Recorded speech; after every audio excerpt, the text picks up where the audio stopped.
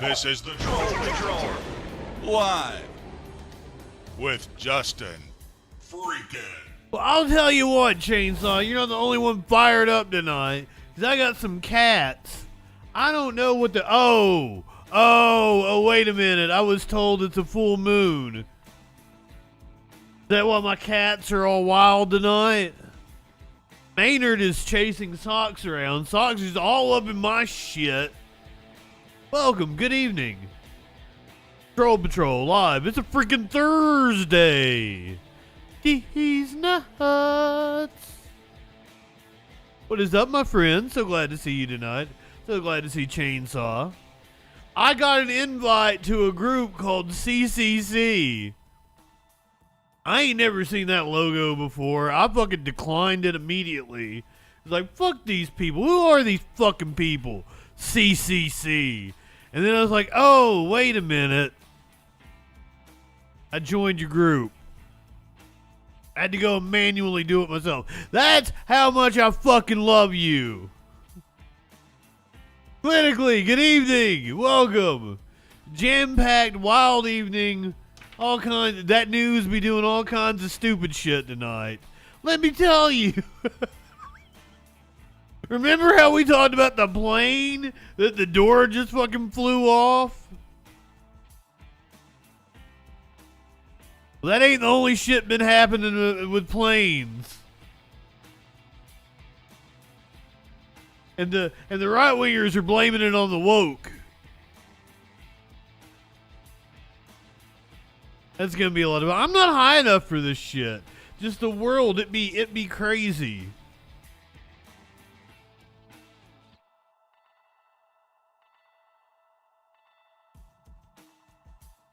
Listen. I tried to watch wrestling last night. We're doing another wrestling story tonight. If you guys haven't heard about Vince McMahon, buckle up, buckaroos. I tried to watch wrestling last night. I lay down here on the couch after working my ass off all day. And like I lay down, I'm like, I'm gonna make dinner while wrestling is on. Take advantage of being able to see the TV from my kitchen. I lay down. I wake up right at the end. Like it's almost the main event time of wrestling when I wake up. Just fell right the fuck to sleep. I took a nap just a little bit ago.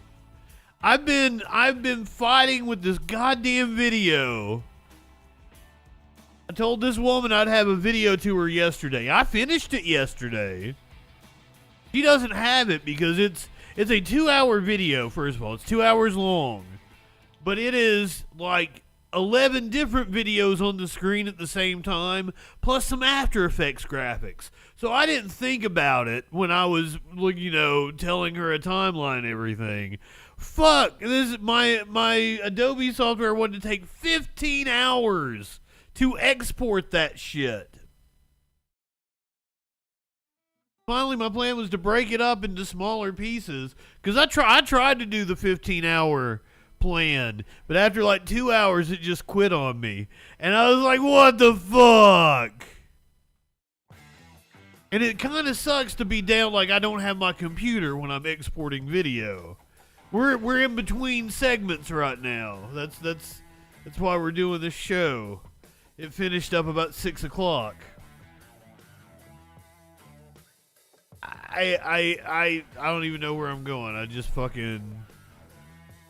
been trying to export this video all goddamn day. I haven't been able to do anything on my computer whatsoever. I've got no work done. Just laid on the couch and slept, played some video games. Anyway, how's your guys' day been? I'm frustrated. I'm very frustrated about the video. Frustrated about a lot of things. There's some what are you cats doing? Seriously. Flash, good evening. Babel? What is Babel? That's that movie with Brad Pitt from the mid-2000s. that I absolutely despise, right? Like, it's like one event has a ripple effect across 4 different continents or some shit. Worst goddamn movie I've ever seen in my life. I don't like Brad Pitt.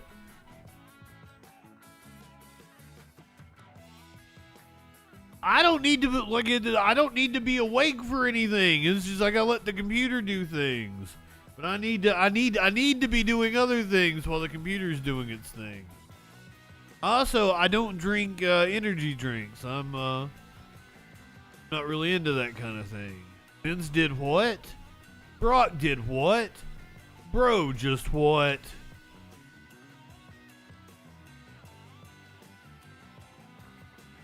Seriously, if you do not know what happened today, we've covered the saga of Vince McMahon in the WWE. It's been in the financial news because of the merger with TKO and shit. The merger with UFC to form TKO. Shut up, Warlord. You'd think that. You would think that. Good evening to you. Good evening to you, Warlord. I tip my marijuana pipe to you.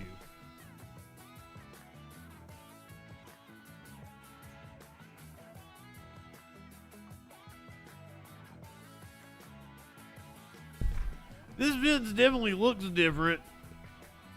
It's a weird looking Vince. We got that pirate Vince going on. I totally believe everything I've read. The real one died in a limo. Oh my god. He's a real shitty dude. Real piece of work, this motherfucker. There is a Robert Evans Behind the Bastards on him, and I highly recommend it. It's really not so much a Behind the Bastards on Vince McMahon. It sort of covers all the bastards in all the history of professional wrestling. But, you know, in some way, Vince is like 6 degrees of separation, you know, from all the bastards in the history of professional wrestling. That is a choice for facial hair, isn't it? This is the way he came back after we heard there were sexual harassment allegations, but we didn't have like anything concrete, and they booted him from the board. When he came back, this is the way he came back. A man who 100% gray, 100% gray hair, has completely dyed his hair brown, has a very thin Frenchman mustache. Those are plucked eyebrows as well. I'm pretty certain.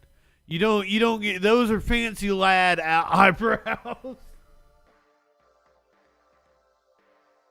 The man is worth like $2.5 billion.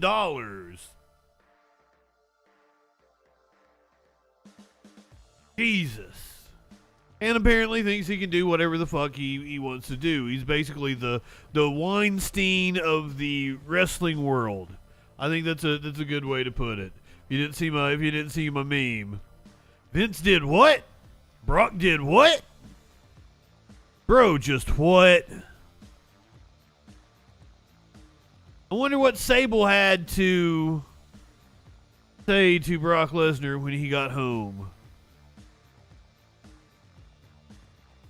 The story, I felt like the story broke around noon. Maybe Brock was out on the farm chopping wood or some shit. Out curing some meats. He walks back into his house with Sable. Just finding out what's going on. Brock did what? And I love that they did not identify Brock Lesnar by name. But the information that they gave, it is only one person, and it has to be Brock Lesnar. Now, as I was listening to recounting of the news, I was like, well, it could be Cain Velasquez. But then, like, oh, the timeline doesn't fit. This happened in 2021. Had to be Brock Lesnar.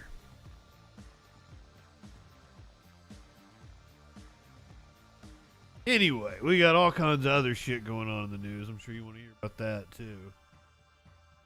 We're gonna do quite a bit of sports tonight. Is John Daly, you've seen the meme, right? With like Tiger Woods looking all preppy, and then John Daly with his wild ass pants and his loud shirt, smoking a cigarette with his long ass beard, just looking like he wants to talk some shit to Tiger. Everybody knows that meme, right? Motherfucker apparently is homophobic as shit, or transphobic as shit.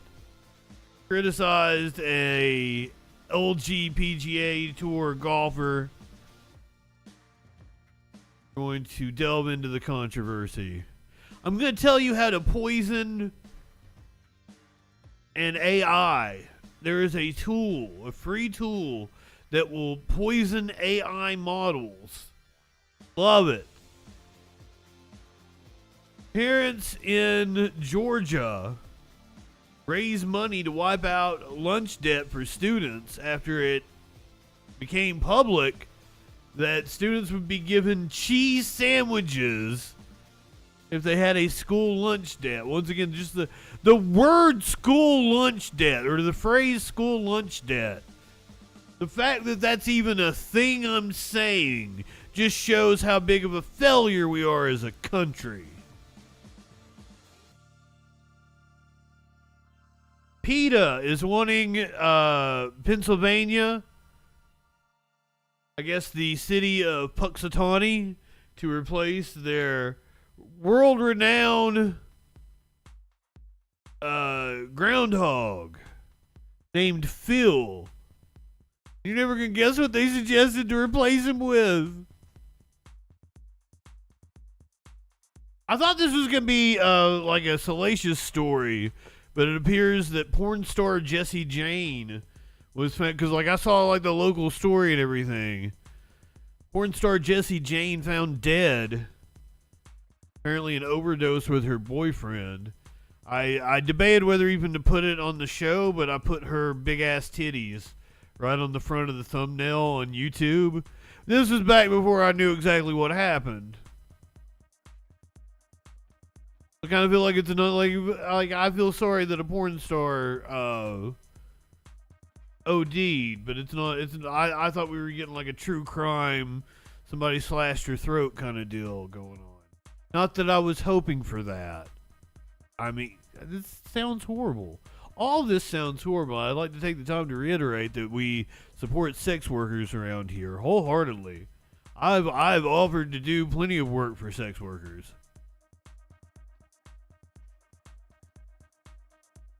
A deputy was shot while serving an eviction, so he deserved it.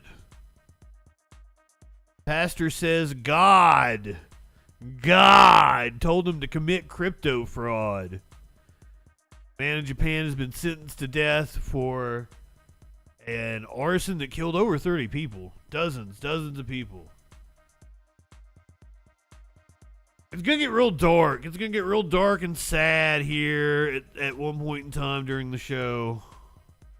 We're going to have to talk about Alabama is carrying out an experimental execution like right now. Like it's probably going on right now.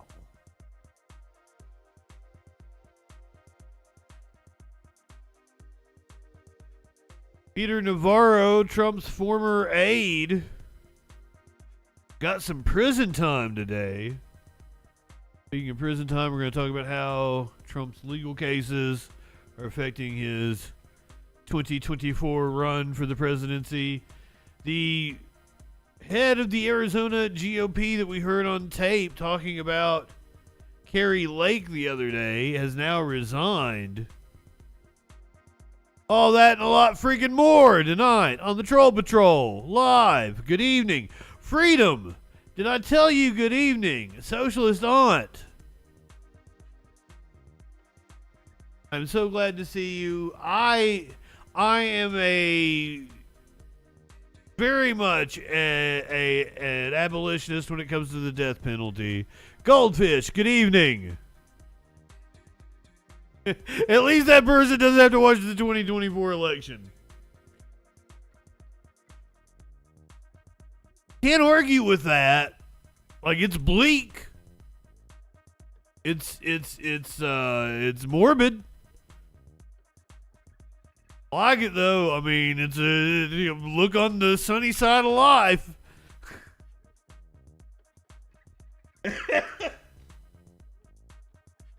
Jesus Christ. Where's he at? I need some help from Jesus. Oh, we're gonna hear from Shut up, Battle of Possum. You know who needs to die? You in Mortal Kombat. Tonight, after I get off of this stream, I'm gonna kick your fucking ass, sir. And I'm gonna fatality you. I'm gonna brutality you. I might even give you a friendship or two in there. I mean, if you were cashing out, 2012 might have been around the time to do that. Perhaps like 2014. If you were truly like just planning to cash out. Oh yes, that's another thing. Ben Shapiro is gonna be in a rap song that drops tomorrow with Tom McDonald. I'm not lying. I'm serious. I'm not fucking lying.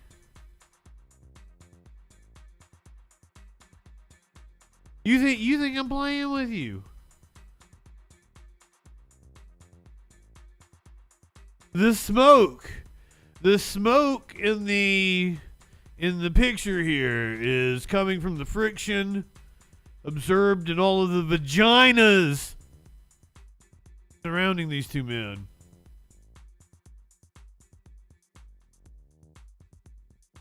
I mean, I'd kind of pick and choose who needs to die.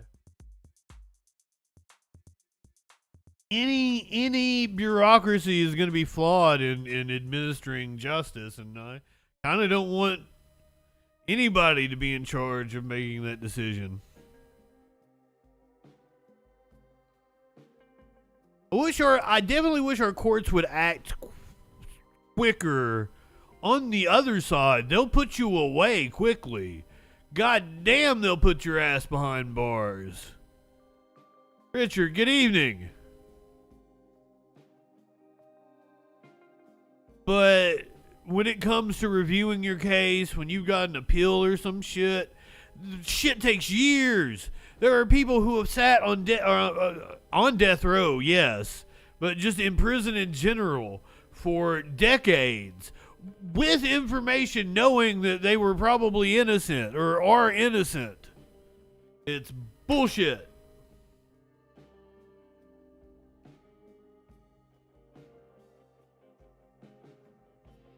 I'd rather be playing video games right now, but the news gimp had to get out of his gimpy hole. Is that what they call it, a gimpy hole? I'm not really into the BDSM stuff, so I don't know all the terminology.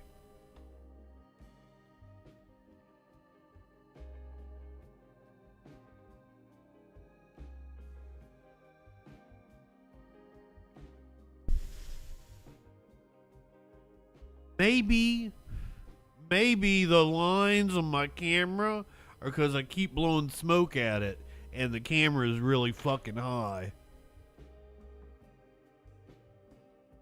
I deserve a titty slap. Titty slap! Come on now. Vince did what? Brock did what? Bro, just what? Mitochondria. Hey, if you want what's good, you came to the wrong show. This is definitely not the what's good show. This is definitely everything that's wrong with the world. I'll summarize for you. Let's find out what that news be doing. A plane lost its nose. Its whole nose.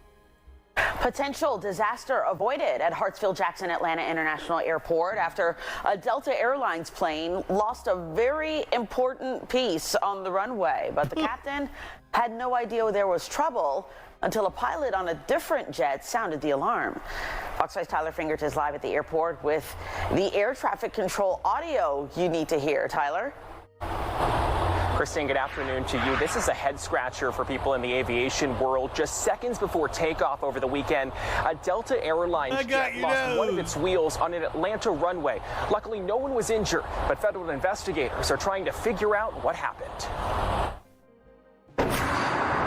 982 tower with 27 right, line up boys. Just before a Delta Airlines plane began its takeoff roll down the runway Saturday morning at Hartsfield-Jackson International Airport, a warning over the radio. This is the aircraft. Plane broke. One of your nose tires just came off. It just rolled off the runway behind you. The Boeing 757 bound for Columbia stopped in its tracks after one of its nose wheels came off. The crew in command unaware until a fellow Delta pilot. That's not the only nose wheel that's come off on a trip to Columbia. Spoke up. Tower, let me have I'm going to contact our maintenance folks and see if we can get a tow in. A landing gear problem in general, they happen for various reasons. The sensors in the gear don't work, but for a tire to actually just fall off like that is extremely rare. Paul Carr is a retired Delta captain with decades of experience. He says this is likely a maintenance issue and not a problem with the Boeing plane. He says from a safety perspective, he's glad it happened during taxi and not takeoff or landing. They know how to handle emergencies like that, but if they had lost it in flight somehow, they would have come back and they would have landed and, like I said, done some equipment damage, but everybody would have been fine. Delta apologized to the passengers and says it put them on a different plane to Bogota. Just shit falling off your plane. Eventually found. We have located that tire. You have located the tire? Yes, sir. It was in a safety area on the south shoulder. Right. We didn't know if it made it all the way to 285. Investigators say the runway where this happened was shut down for several hours. It's unclear why the wheel came off, but the FAA tells me they're now investigating. Okay, Delta plane loses nose wheel.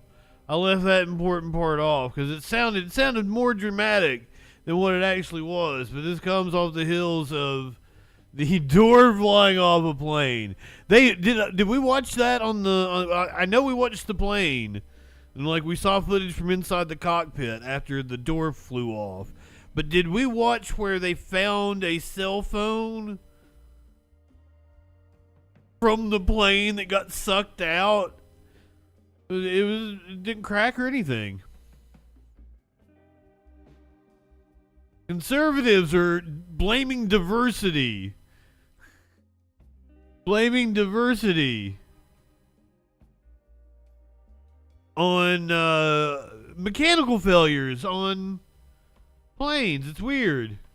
After twisting a Boeing safety issue into an outrage over black pilots and the LGBTQ inclusion, the far right is taking aim at commercial carriers. Nervous flyers are nothing new, and the fear of air travel is as common as they come. But a cohort of right-wingers have convinced themselves that planes are more dangerous than ever because of airlines' diversity, equity, and inclusion policies, which they baselessly argue have put unqualified flight crews in the cockpit. Lately, some have even expressed racist doubts in the abilities of black pilots or pledged not to fly on commercial carriers that show support for the LGBTQ community. Although DEI has become a favorite boogeyman for conservatives of late, supplanting a moral panic over the supposed inclusion of critical race theory in grade school curricula, the focus on planes is the result of actual safety concerns about Boeing's 737 MAX 9 model. One such aircraft, operated by Alaska Airlines, had a panel of its fuselage blow out mid-flight on January 5th, causing rapid depressurization and necessitating an emergency landing. Early analysis of the accident has indicated a possible bolt failure, and Boeing is now under scrutiny for possible manufacturing errors. The FAA has meanwhile grounded other MAX 9s in service. Rather than hold Boeing to account, however, some culture warriors have opted to build a narrative around the airlines, accusing Alaska and others of creating unsafe flying conditions. They have created unsafe flying conditions for profit, the capitalistic incentive. But they are accusing them of creating unsafe flying conditions with initiatives to employ more women and people of color and the LGBTQ community. They falsely claim such diversity goals are now the only criteria in the hiring process, over and above the ability to effectively fly an airplane, as Michael Surfert, CEO of a pro-America online shopping website, put it earlier this month. An online shopping website. This motherfucker gonna voice his opinion. Diversity and diversity targets working into the Aviate Academy. We have committed that 50% of the class of the classes will be women or people of color. Today, only 19% of our pilots at United Airlines are women or people of color. Venus, good evening. Way, all the data I've seen, Spotter Pickle line in the country. White males don't just dominate. Good evening, friends. Also in the C-suite at United Airlines. Well, look, at United, I'm proud of the diversity that we actually have in our C-suite. I think if you look around corporate America. Correct me if I'm saying though. So this was just based says the really white man. This is executives, but out of 11 people, 3 are women. I believe 1 is a person of color. BB girl. That's correct. But in corporate America, I think that's a low bar. How do you raise your own bar? Well, a lot of this is, focusing on it. We have Blue Chew. Blue Chew is how you raise your own bar. This stream brought to you by Blue Chew. Raise your bar with Blue Chew. Blue Chew. It's the thing that you eat when you want to ram somebody with your bar. Richard, good evening. Programs to one of the things we do is for every job when we're doing an interview, we require women and people of color to be involved in the interview process, bringing people in early in their careers as well, and giving them those opportunities and creating. So that was the CEO of United, wants to emphasize that diversity, equity, and inclusion guided racial and gender quotas are the key considerations when determining who will be piloting your upcoming flight. He also said the CEO of Delta Airlines is dedicated to implementing the neo-Marxist strategy of diversity, equity, and inclusion. Thoughtful. I don't even know, how does that relate to Marx? I didn't. I'm going for that sponsor. Thoughtful action combined with a focus on champion.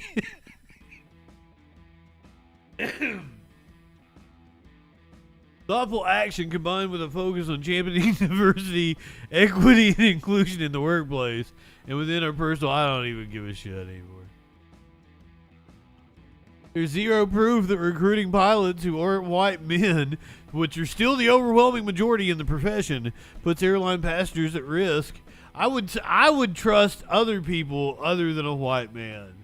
You tell me a black woman's flying the plane, I'm probably gonna be more inclined. She's the pressure she has been under to get where she's fucking at, what she has faced. Come the fuck on, she's good. Fucking, I see an old white man. That makes me scared. Companies also aren't hiring pilots who lack proper training or credentials. The last fatal commercial airline crash in the U.S. was almost 15 years ago. And a 2020 study by an MIT professor found that commercial travel is safer than ever, 10 times safer than it was 4 decades prior. And again, industry experts suspect the Alaska Airlines incident will trace back to Boeing, whose troubles with this generation of 737s date back to 2 crashes abroad in 2018 and 2019. It killed hundreds, costing the company billions in fines and legal fees as they redesigned a faulty maneuvering system. Yet the anti-DEI crowd has used the latest frightening episode, which the flight crew handled expertly, to air grievances over what they view as affirmative action for the workplace, painting bogus scenarios of how woke corporate branding could potentially bring down a plane with you and your family aboard. See what we got here from the This is Chaya Ratchik. In case you're wondering what Alaska Air has been focusing on, it's diversity and inclusion, making their planes gay, and having, that sounds lovely, and having drag queen flight attendants. If you're on an Alaska plane, just pray their diversity hires don't screw up. They're putting the same energy into safety. When I say gay, you say gay, gay, gay, gay. When I say gay, you say gay, gay, gay, gay. Ah, shit.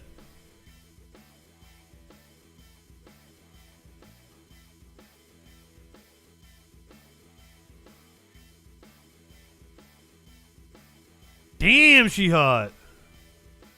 Or they are hot.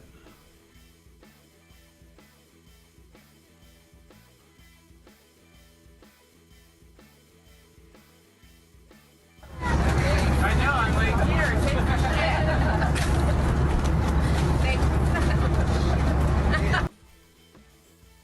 You kind of sold me on Alaska Airlines, Chaya. I mean, I get to ogle the hot drag queen? Shit. The scope of the outrage only widened in the following weeks, with nearly every major airline blasted for similarly marking and diversity programs. Canadian alt-right podcaster Jeremy McKenzie tweeted footage of an Atlas Air Boeing 747 cargo plane that made an emergency landing in Miami after suffering an engine fire on January the 18th, writing, "The industry has become too dangerously incompetent to survive." Wait a minute. They successfully landed the plane with an engine on fire, and the industry has become incompetent, is what you're saying. Are you...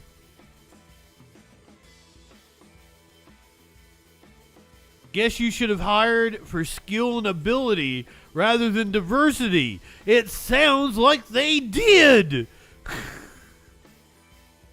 It's like right-wingers are so wild, man. It's like them saying the border is open. It's wide open, even though it is heavily fortified, and record numbers of law enforcement interactions last month. Make it make sense. They landed the plane. Yes, chainsaw.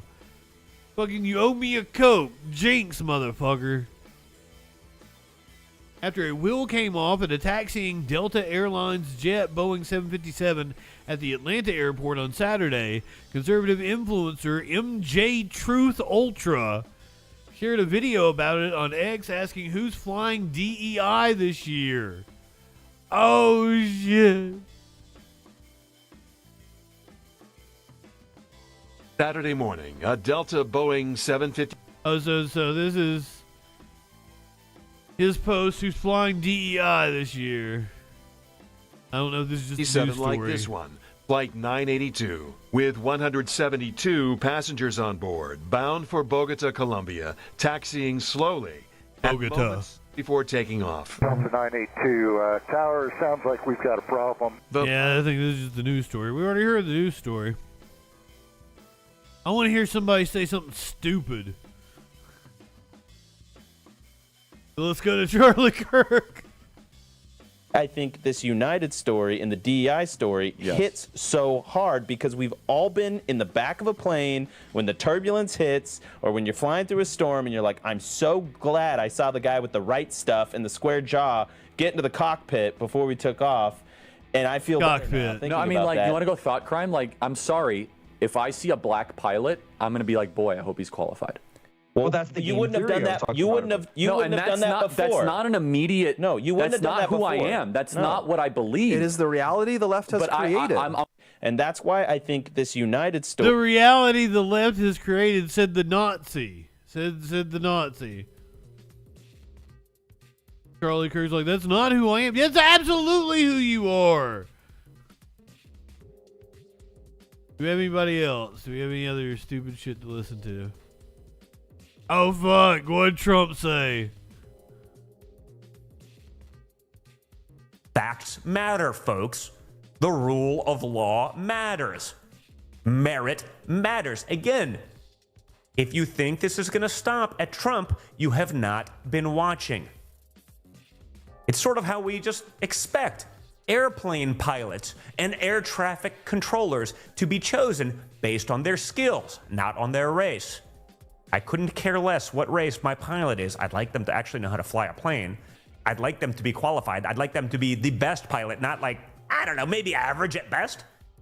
I'd like them to be qualified, says the son of the least qualified president we've ever had. And that was a low bar, let me tell you, that Reagan set. This is a very important issue right now. And frankly, the DEI, diversity, equity, inclusion nonsense, really should be called DIE. Die, because lives are at risk. For example, the Wall Street Journal reported that in 2023, there were 19 serious runway incidents, the most in recent years. This is a major deal. Overworked air traffic controllers. But don't worry, guys. United Airlines CEO Scott Kirby, he's all over it, folks. He's gonna fix it. He is making sure it's clearly Don Jr. Look the right way. Just watch Scott Kirby in action. Eric ain't got the stuff. Don Jr. does. But like Don Jr.'s not as like, which I mean, is his dad likable? I don't get it, but apparently he's likable to somebody. But like Laura Trump, Eric's wife, she wears the pants in that family. She will be the one that will be something if anybody on that side, on that branch of the Trump tree. Action. Military. How is diversity and diversity targets? We already watched this. Fuck off. So that's the right wingers talking about airplanes being attributed to wokeness. It's fucking absurd. They will do anything to not blame capitalism. Yours woke moralists. We'll see who cancels who. Capitalism is literally the cause of all the ills they complain about. They refuse to admit it. Cancel Justin for what? What did I do this time?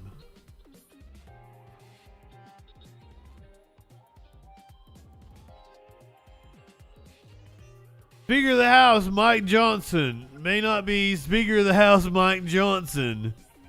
Oh, I'm sorry. Up yours, woke moralists. We'll see who cancels who. I'll do it again. I ain't scared. I'm always lost. I never know what's going on. Kennedy needs cock. I can't wait to have your cock in my mouth. I'm going to give you the blowjob of your life.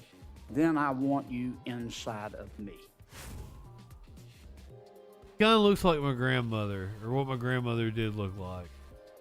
My best friend, like Battle of Possum last. We're playing video games.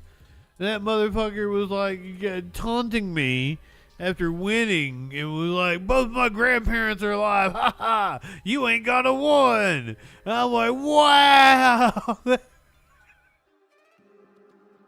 It was like that's me. I only liked one of them, though. Anyway. Speaker of the House Mike Johnson might not be Speaker of the House Mike Johnson very much longer. We are coming to a impasse when it comes to a deal to. We've got part of a deal to keep the government open. We're facing pressure for a border deal. It's part of another part of the budget negotiation. He creeps me out too. So where are we? Yeah, I think what we've heard from Republican senators today is say that, yes, McConnell was acknowledging the political reality that there's a real challenge to any deal here, but he wasn't saying this deal is off, this deal is dead. And there are a number of Republicans who came out today and said They want to get something done. They see this as a once-in-a-generation chance to actually get some of their tougher border policies enacted, and they don't think that opportunity will be there after this election because Democrats won't have the same political needs, and the Ukraine aid may not be on the table at that point as well, so you might not have the Democratic votes for this after the election this year. And of course, Megan, the Senate's just one piece of the puzzle. Our question always has been about the House. Maybe now we have questions about the Senate, too. But the idea being, even if there was a deal to be made between the Senate negotiators and the White House, how was Speaker Johnson ever going to be able to put it on the floor and get enough votes? When did Dua Lipa start doing the news? House Republicans really want to stick with their own version of the bill, which is a Republican-only bill, which is extremely different than the compromise that senators are trying to hatch. I made tendies last night. Hinge on Johnson, who is under pressure from Trump to not proceed with any deal that comes out of the Senate. Why are you booing me? She looks like Dua Lipa. I don't know. I've never seen Dua Lipa with that much clothes on, so. A deal would probably pass the House on the backs of Democrats and about half of the Republican caucus. But putting that vote on the floor is up to Mike Johnson. And if he doesn't want it, it's not going to be on the floor. Well, you're starting to get questions about anything that could be described as progress, whether it's on a border deal or now this tax deal, Jonathan, that we've been talking about quite a bit, bicameral, bipartisan. But we're hearing from members on both sides of the aisle in the Senate Finance Committee that they want to mark up on this thing, which would likely make it impossible to pass it before tax season, which they wanted to do, tax filing season, if at all. Could this maybe be on the rocks, too? Yeah, I mean, it's a deal that's been negotiated by the leaders of the committees, and now the members of the committees, the individual rank and file members, are taking a look, and they want their priorities addressed. And there's a lot of different ways for conservatives are concerned about the child tax credit that may be too much refundability for their liking. There are Republicans and Democrats from high tax states like New York and New Jersey who want the state and local tax deduction restored in some way. So everybody's going to want a piece of this if this is one of the few bills that's actually moving through Congress this year. So, yeah, there's a lot of extra steps that could come to this tax deal as well. Does that make it less likely? It certainly makes it more challenging. Certainly makes it harder to do it very quickly. I mean, the question if they can do it next week to get ahead of tax filing season. It's a you guys really always make me hungry. Right now, it faces a lot of hurdles for sure. So, if they can't figure out how to get a bipartisan tax deal actually across the finish line, if they can't figure out how to get a potential bipartisan compromise on the border and Ukraine aid across the finish line, how were they frozen? Going to sort out funding the government beyond March? Well, that's one where they seem to have, where both sides seem to not want a shutdown. I mean, it's an election year, so people are really wary of giving wins to the other side. A not shutdown, it kind of serves everybody. Republicans are worried about getting blamed for that, and they've at least agreed to the top line deal. It seems like that is something they'll get done at some point, but anything beyond kind of keeping the lights on does become really difficult in an election year. I can talk to us more about the influence that Donald Trump is or is not having on all of these conversations in the House and the Senate. The line from Mitch McConnell was, we don't want to do anything. Yeah, apparently Trump is the reason why the deal is going to get crashed in the House. To undermine him. He referred to Donald Trump as the nominee. Yes. Should we not also be looking at him as the leader of the Republican Party on Capitol Hill? Yeah, well, I don't know that he has ever not been. He cast a long shadow since leaving office. But I do get the sense on the Hill, particularly coming out of New Hampshire, there's an inevitability surrounding his nomination. He's picking up support on the Hill, and with that, his weighing in on legislation has a newfound power, one that it didn't have with people like Mitch McConnell and perhaps even some of the negotiators on this border deal. They see him as the next president, or at least the next GOP nominee for the presidency, which makes him the leader of the party. And what he says, he can really tip the scales in terms of which way this legislation is going to go. But he has this running back and forth with Mitch McConnell. The two of them have not always seen eye to eye.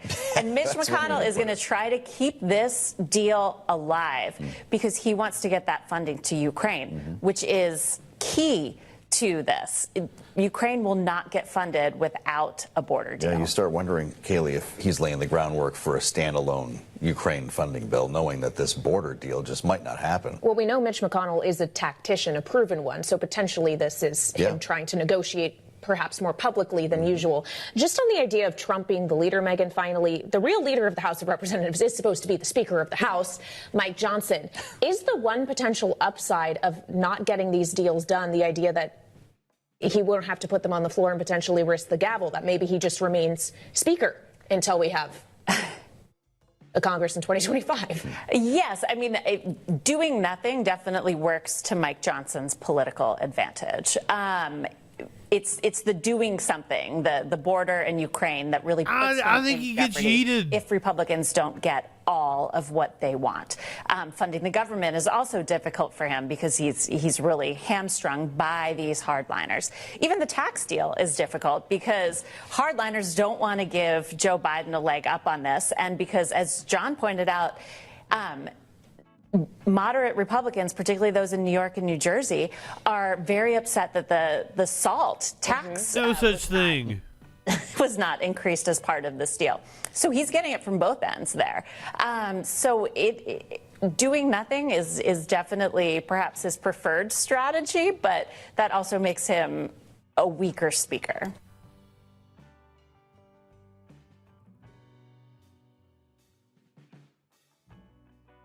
That Ron Johnson? It is. Because internally, by the way, it was Hoeven's idea. John Hoeven had the idea, we ought to have some kind of fucking John Hoeven that they have to meet if they're going to get, what they want. In this case, was Ukraine funding. I thought that was a great idea. So literally, had to be at least a half a dozen lunches, if not more. He didn't have a beard before, right? I made the point that I would not only vote for, I would promote a bill to help the freedom-loving people of Ukraine if... Fucking Rick Scott, look at the way he's looking. Like, why are they so weird? Why are Republicans so fucking weird? Point that I would not only vote for, I would promote a bill to help the freedom-loving people of Ukraine if it actually secured the border. But this is what we need to do with the law of this administration. So there was a great deal of support in our conference for that position. But without consulting the conference at all, apparently Leader McConnell told Senator Langford, who's trying to do a good job, I bought Black Market. That's not even on the table. And we've had it confirmed by apparently Senator Sinema said, well, James never asked for that. And that just, it boggles our mind when the conference, there was a great deal of support for something that would give us leverage that would force President Biden to actually secure the border. That wasn't even part of the discussion. So, I mean, that's what I talk about, the lack of negotiating skills is profound from leadership. So now we've got this with so many holes, and this, again, a Rube Goldberg solution that's not a solution, because as many people have said, they caused this problem. I'm amazed he knows what a Rube Goldberg machine is. They want an open border. It's a real problem for James Langford having to deal with that.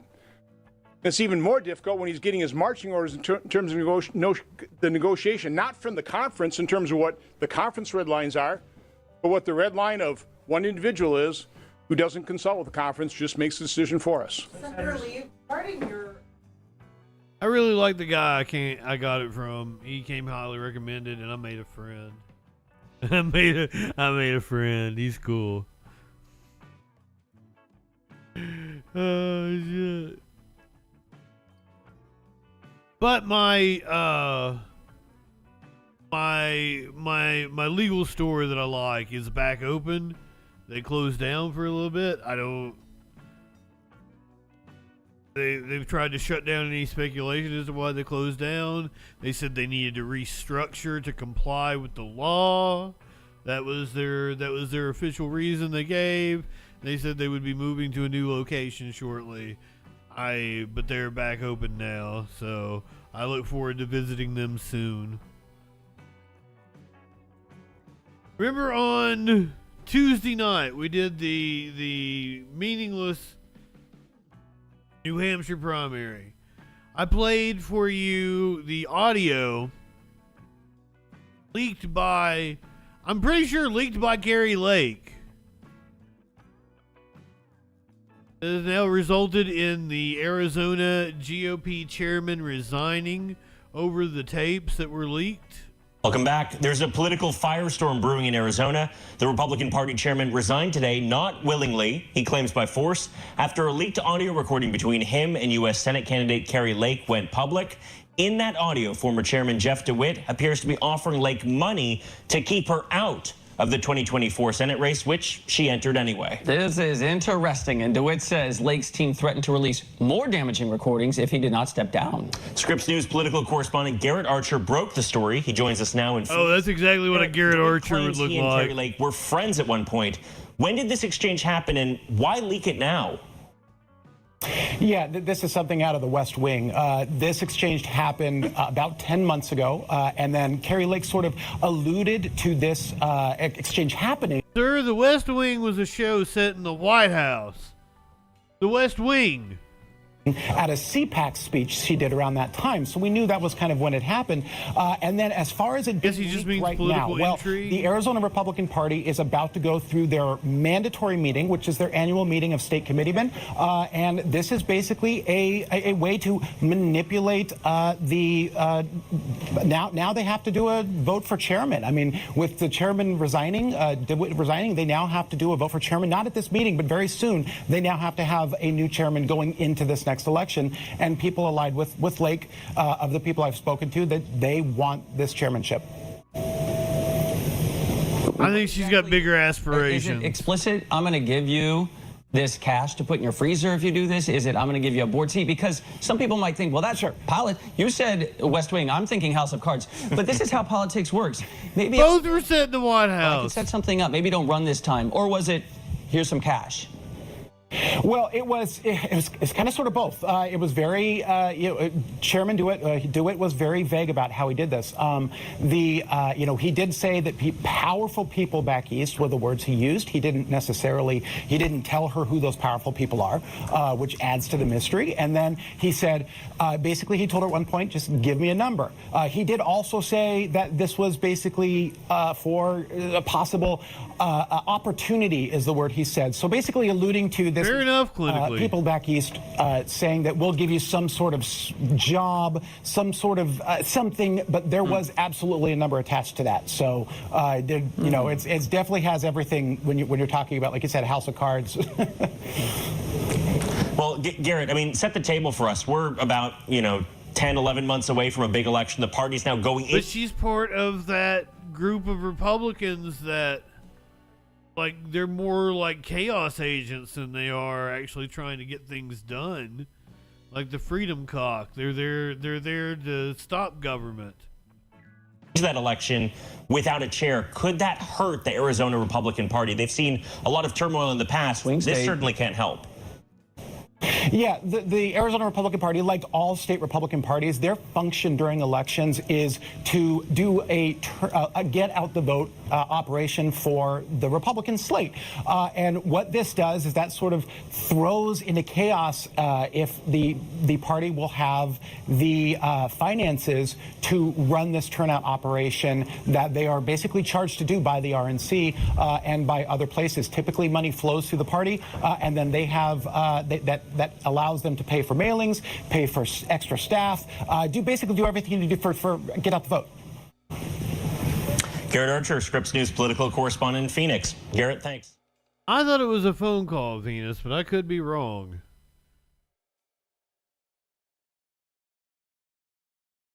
Speaking of legal ramifications to political races, there's a big one. Trump's legal cases failing to slow down his 2024 bid.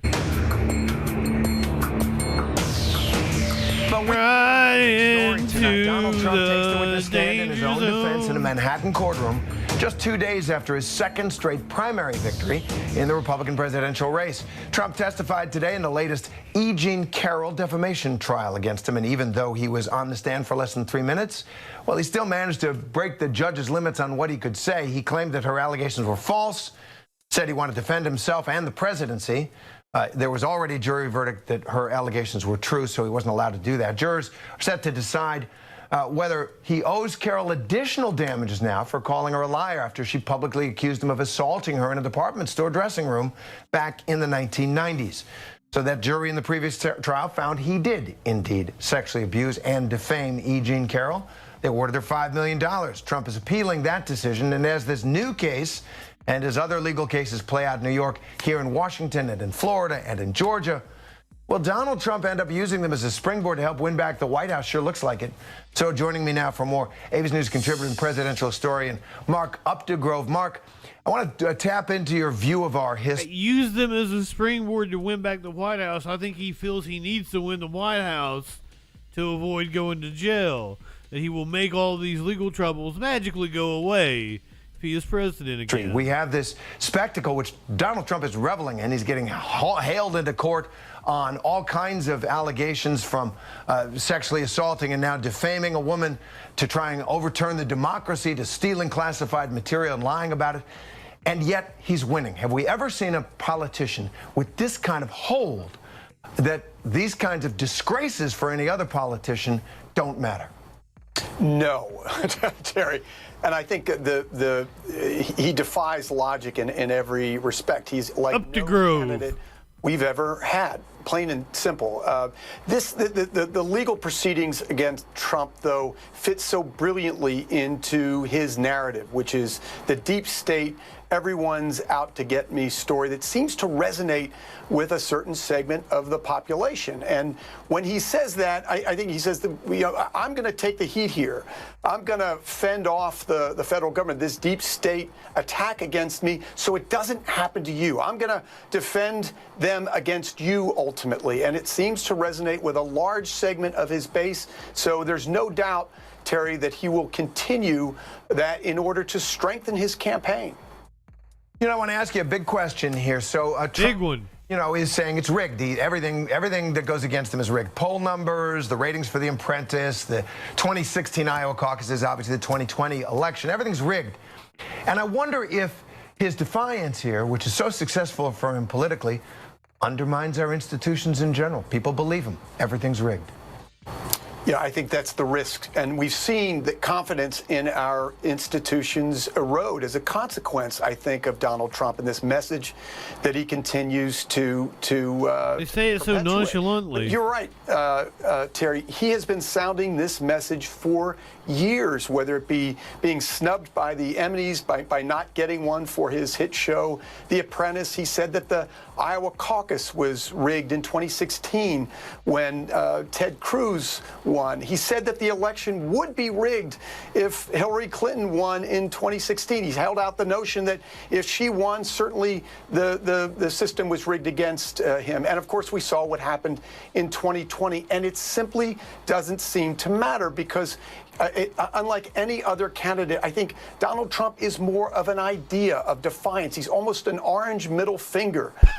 And again, for those disaffected in this country, for those who feel alienated, that message continues to resound. Yeah, and he stirs that He's anger kicking authority to the Of course, balls. I've never won the lottery, so I guess the lottery is rigged as well. But aside from what seems to be almost a farcical, refrain that he says everything that doesn't go well for him is rigged. It does look like we could see a rematch, right, between Trump and President Biden. A tiny little middle finger. And here's the thing that fucks with me is that right-wingers are like the left is always playing a victim narrative. They have their victim narrative, a narcissistic victim narrative. Literally had one say that to me today. Narcissistic victim narrative is what they accused me of. And I'm like, motherfucker, Trump! It is literally the figure you guys look up to and worship. In November. Like a baby How carrot. would this political rivalry stack up against those past presidential matchups, and what do you think the stakes are here? It's happened 7 other times in history, Terry, but it hasn't happened for 60-plus years. The last time this occurred was when Dwight Eisenhower, the Republican candidate, squared off against his Democratic challenger, Adlai Stevenson, both in 1952 when both were battling for the White House, and in 1956 when an incumbent, Dwight Eisenhower, was battling once again against Adlai Stevenson. In both cases, Dwight Eisenhower prevailed. Before that, you have to go back to the turn of the previous century when William McKinley squared off against William Jennings Bryan twice in 1896 and in 1900. William McKinley won both of those contests. So it's a mixed bag, and throughout history, there are times when the challenger beats the incumbent, as that happened with Grover Cleveland. He squared off against Benjamin Harrison, lost one time, won the other time. So that's the last non-consecutive president we have. Trump would be the next if he were to beat Joe Biden later this year. So it's not unprecedented that this has happened, but it's been a long time since we've seen two candidates square off against each other twice.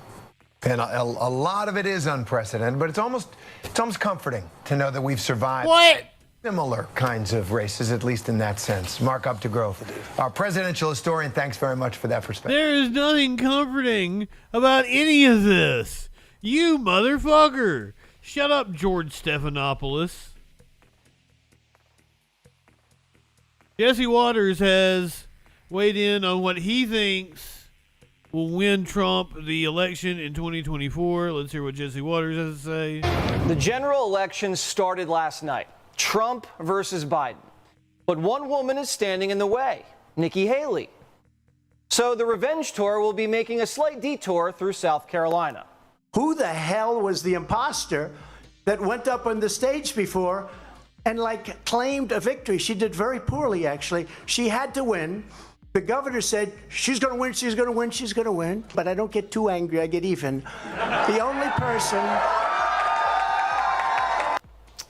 He was angry then. Or a mirage. She landed in third place in a caucus with a few thousand votes and won just a quarter of Republican votes in a small and moderate New England state where she outspent Trump 2-1. Primetime's curious about Nikki's army. Why did you vote for Nikki Haley? It's a vote against Trump. I think it would be better to have her against Biden. Do you consider yourself generally independent, Republican, or Democrat? Democrat. If it was Nikki Haley against Joe Biden in a general election, who are you voting for? Joe Biden. Who did you vote for and why?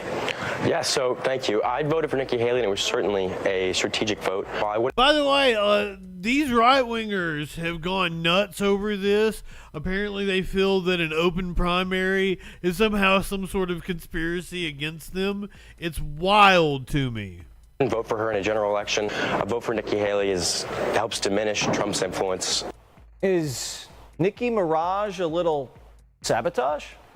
Because how much of the Haley vote is a vessel for Democrats, and how much of the Haley vote is a vessel for never Trump Republicans? I'm sure Nikki has a small faction of earnest Republicans. We don't doubt that. But we won't know the truth for a month.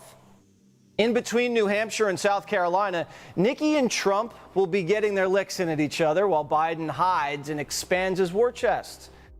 So that means it's... I thought you could come in and ask for a ballot, whichever one you want to vote in. What's the Nikki strategy? Well, the theory is that East Coast kingmakers, or queenmakers rather, with deep pockets, will be financing Nikki through Super Tuesday so she can collect enough delegates to leverage herself onto the ticket. The bankrollers will be using blunt force trauma to the head to create Republican Party unity and tee up Nikki for VP and then POTUS in 28. This is a long shot for a lot of reasons. We get it. We don't need to get into all of it, but it's all his hair. If Trump can blow Nikki out so spectacularly in the Palmetto State, the donors get alligator arms. Nikki loses her juice. And then she limps into the convention as an insurance policy in case Trump's court cases throw us a curveball. So here's Trump's task. You could open a can of soup with Jesse Waters' hair. You just grab him and... Unite the party, like he did in 2020, when 94% of Republicans turned out. Biden did the same thing. 95% of Democrats turned out then. Get some tomato but sauce. A quarter of the country are independents. In it. Now, last time, both Biden and Trump came to that election with equal bases. But Biden won independents by 13 points, and that was the difference. So Trump now has to unite his party with charm, little muscle, and an air of inevitability, and then rally the independents. Well, how does he do that? Policy. Trump dominates Biden on every major policy: economy, immigration, crime, foreign policy. So if Trump stays calm and stays on message, he wins. Because Democrats won't be talking about policy this election. It'll be racism, personality, and dictatorship. I think that we're naive to think that he's tricking people into picking him and then surprise, he's going to act like a dictator. What he's offering is strongman leadership, the end of politics, the end of elections. They want him to be a dictator. Or the sidelining or domesticating, as Ruth Ben-Ghiat says, of the judiciary and the Congress. He'll be the man in charge and he'll get it done. And that's what he's selling, and that's what they are very eager to buy. So Democrats have to save democracy by slaying the dictator. Well, how are they going to do that? Apparently by not campaigning for president. If I were Biden, I would stay hidden, and I'll tell you why. He doesn't inspire confidence, and he's not a great messenger for himself. There's something wrong with this campaign where we're somehow expecting Joe Biden, who frankly hid during the last campaign, to come out now and be Flash Gordon and save his own campaign. So not only do they not want Joe Biden on the campaign trail, they don't want him on the debate stage. Are they going to be hiding in trenches? I mean, are they going to be? Are they going to be on the campaign? What is the campaign going to look like? Yeah. Are there going to be debates? It is going to be. Well, I think that's an open question. Biden's going to let prosecutors in. Here's the thing: is like Trump didn't do debates in the primary for a very specific reason. Joe Biden can pull that shit in the general and not do debates. I don't want to see it happen. Because it's good content. It's like, I'm a political junkie. I'm into it. But, like, it might be a smart strategy for Joe not to do a debate with Trump. And the press waged the campaign against Trump. Don't you see? Saving democracy from dictatorship requires hiding the president from the public, arresting Republicans and canceling debates. What? It's just an excuse because we are looking at the weakest president since Carter. Last night we learned 10% of Democrats will not vote for him under any circumstances. 40% of Democrats say he's too old for a second term. And a majority of Americans think he's mentally deficient. But we're stuck with the oldest and most unpopular president in American history. I don't know. I think it's 50-50 there's a debate. Pick his DEI vice president. I think if there is a debate, there's only one. He has to run again. By running again, I mean not running again. So, will independent voters choose Trump, the man who won't campaign or debate Trump, or another candidate? Hey, Sean Hannity here. Hey. Shut up, Sean Hannity. We're in uncharted water. Who knows what the fuck the election is going to look like? Is Donald Trump going to be convicted in the middle of a trial? Will the trial start before the election? Like, this is getting ready to be a wild year. Apparently Fox has just flipped the Trump switch back on. They were trying to float DeSantis, float Haley. Yeah, that is the problem with debates, is they don't let, like, the League of Women Voters control them anymore. They set up a bipartisan commission, and both the Democrats and the Republicans have a say, so it's watered down fucking rules. It really sucks ass.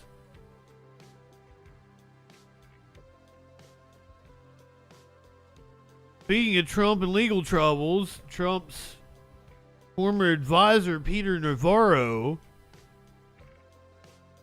getting some prison time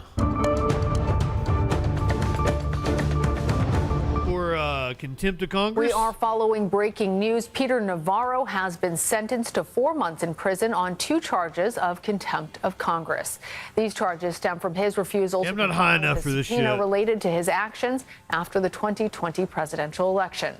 The former Trump White House official arrived at the courthouse in Washington this morning.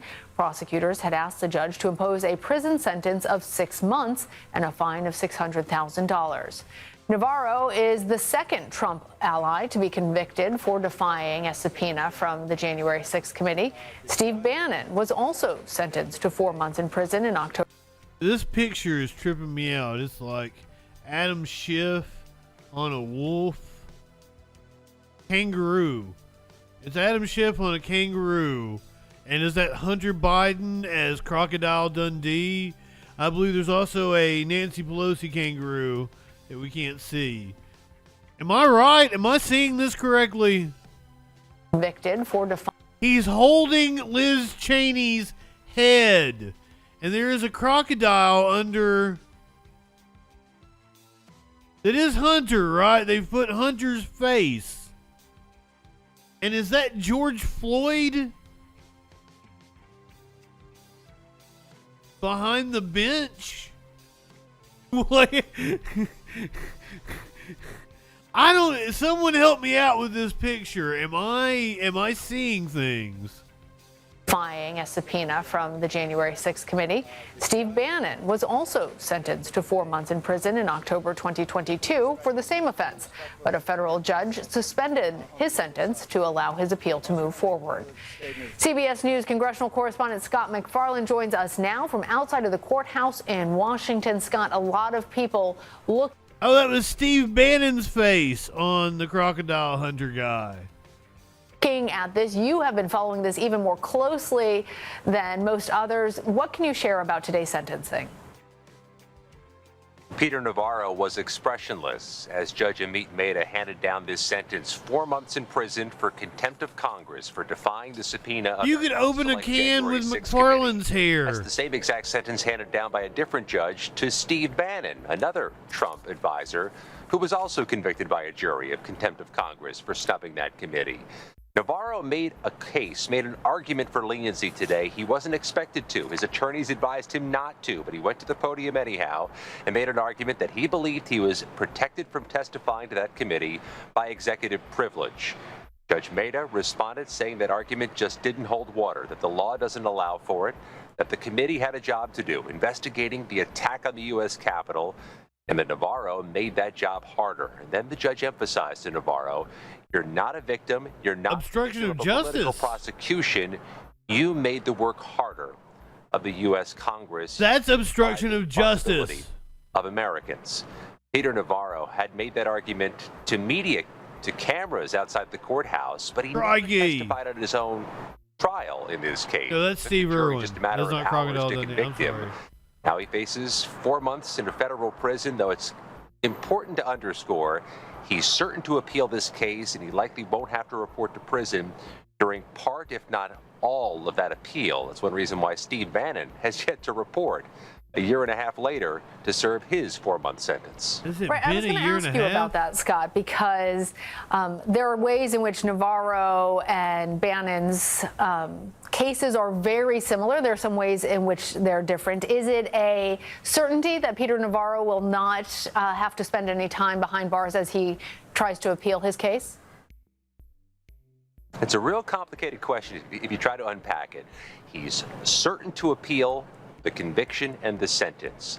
And Steve Bannon may have set an example for the courts here that you can stay free in this unique case, contempt of the U.S. Congress, while you navigate that appeal. Steve Bannon has stretched out the clock already, nearly 18 months. Peter Navarro likely will be able to try, may be able to do the same. But there's also that other asterisk, right? What if there's a new president on January 20th, 2025, who may be in the business of issuing pardons? That's a prospect that's worth talking about, considering Donald Trump has talked about pardons of January 6th defendants. In this case, of course, has a nexus to January 6th. Navarro was convicted of... Yeah, this is what he meant when he said January 6th defendants. All right, Scott McFarland, thank you. Bannon and Navarro. But we begin tonight.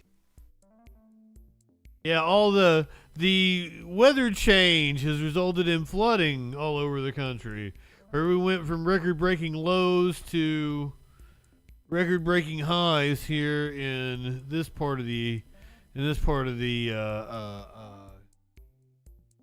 continental U.S. This was.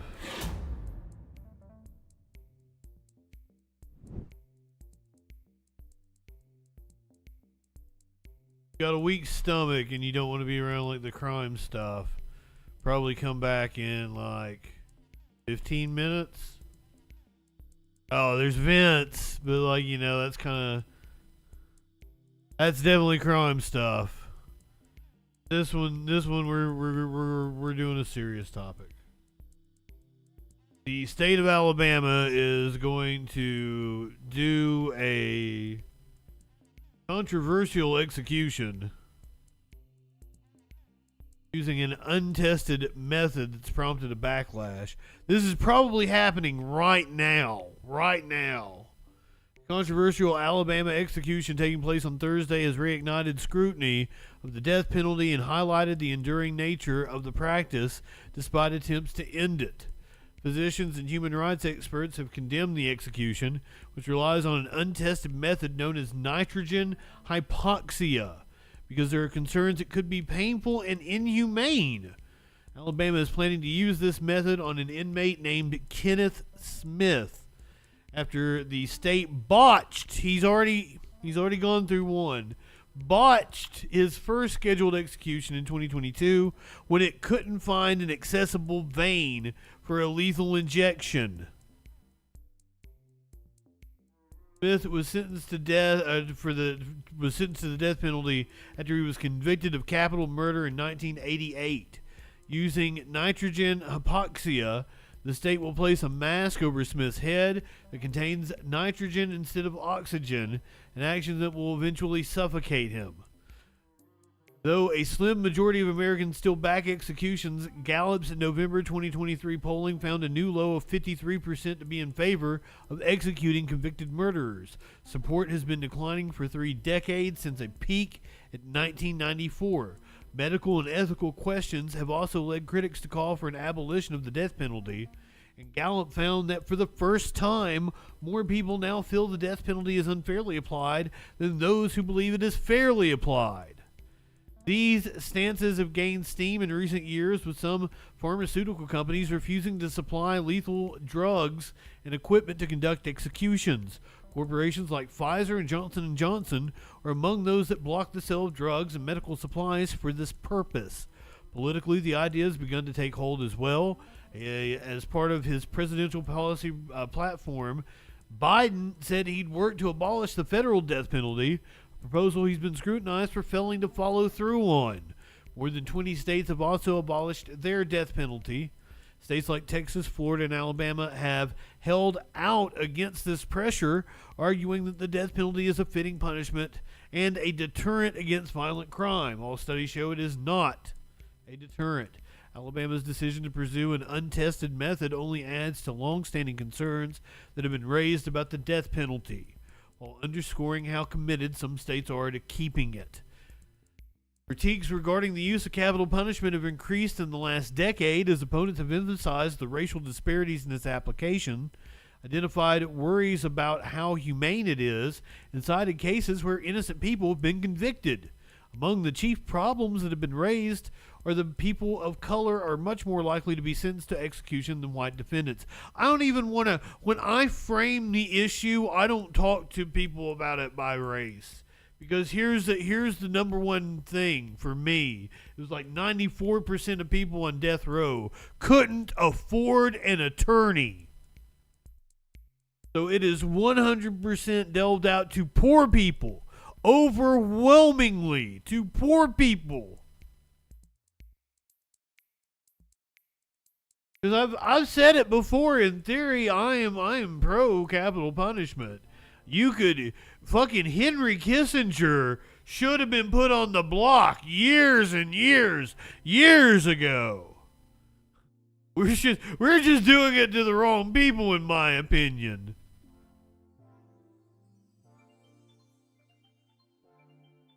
Ethical concerns are also a major part of the question. Smith's attorneys have argued, for instance, that the state may not be able to conduct his execution without concerning side effects that draw out the killing. There are also worries that Smith could choke during the process if he vomits while it's taking place. And as UN rights officials have warned, nitrogen hypoxia could amount to torture or other cruel, inhumane, or degrading treatment. Lawyers for the state of Alabama, meanwhile, have defended the practice and said that it will be painless, that Smith will be unconscious within seconds. Similar methods have also been used in assisted suicides in Europe. In recent weeks, Smith's counsel put in a last-ditch plea to block the execution on the grounds that it violates his constitutional protections against cruel and unusual punishment, but the Supreme Court declined to intervene. I think the various practical problems of the death penalty have generated a public opinion movement against it, says Frank Baumgartner, a political science professor at the University of North Carolina at Chapel Hill, who has specialized in the study of capital punishment. It started with innocence, but has spread to botched executions, cost overruns, time delays, and lack of deterrence value. The use of the death penalty overall, however, has been on the decline. These declines are due to political backlash towards capital punishment, changes in the law that have raised the legal bar for such sentences, declines in crime in recent decades, and better representation for capital defendants. Now, here is the piece of video that is going to give me the fucking willies as we walk through what Kenneth Eugene Smith, this is what his day was like today. All eyes of the nation is on Alabama today, the state planning the first ever execution attempt with nitrogen hypoxia. And we're going to take a deep dive into how it will work. Kenneth Eugene Smith this is for the second time that he'll walk down death row and then be strapped to a gurney. We have the timeline of today's execution. And protests erupting, people from all across the U.S. descending on Atmore today for their plea of change. And we do have team coverage for you this morning, and we also have some full coverage all day long leading up to Smith's final breath. But before we get into that team coverage this morning, we want to start with how this all started, the brutal killing of Elizabeth Sinnett. Now, it was in 1988 when Elizabeth's husband, Pastor Charles Sinnett, paid Kenneth Smith and John Parker $1,000 to kill her. The men broke into her home on Coon Dog Cemetery Road in Colbert County. She was then stabbed and beaten to death with a fireplace poker. Charles Sinnett later killed himself. Smith and Parker were sentenced to death row. Parker was executed in 2010. Now for Smith, this will be the state's second attempt to end his life. The state tried to kill him by lethal injection back in November of 2022, but they were unable to set the IV line. And Jarvis Robertson was there the day of that botched execution. So we're bringing Jarvis back in today. Well, Jarvis, you're looking into what Smith is expected to see throughout today and what he's expected to experience up until the execution tonight. Yeah, that's right, Magdalene. Now, all of this is expected to happen throughout today, barring any intervention from the courts or Governor Kay Ivey. Now, after more than the Supreme Court declined this case as of an hour ago. 2 decades on death row, convicted killer Kenneth Smith will be given killed himself, didn't he? No later than 10 o'clock this morning. He will not be granted any more solid food after that time. The state will cut off Smith from receiving any liquids after 4 p.m. this evening, and the execution is set to be carried out no earlier than 6 p.m. tonight at the William C. Holman Correctional Facility in Atmore. Now, the state then has until 6 o'clock tomorrow morning before that death warrant expires. Magdalene? Thank you, Jarvis. And the reason this story is gaining a lot of attention around the world is because it all centers on the use of nitrogen gas. Yeah, this type of execution method has never been tried before, and it's only legal in 3 states. Attorney General Steve Marshall told the federal court that the gas is the most painless and humane method of execution known to man. But Dr. Jeffrey Keller, the president of the American College of Correctional Physicians, said that no one knows what a person will feel from the nitrogen gas, calling it an experimental procedure.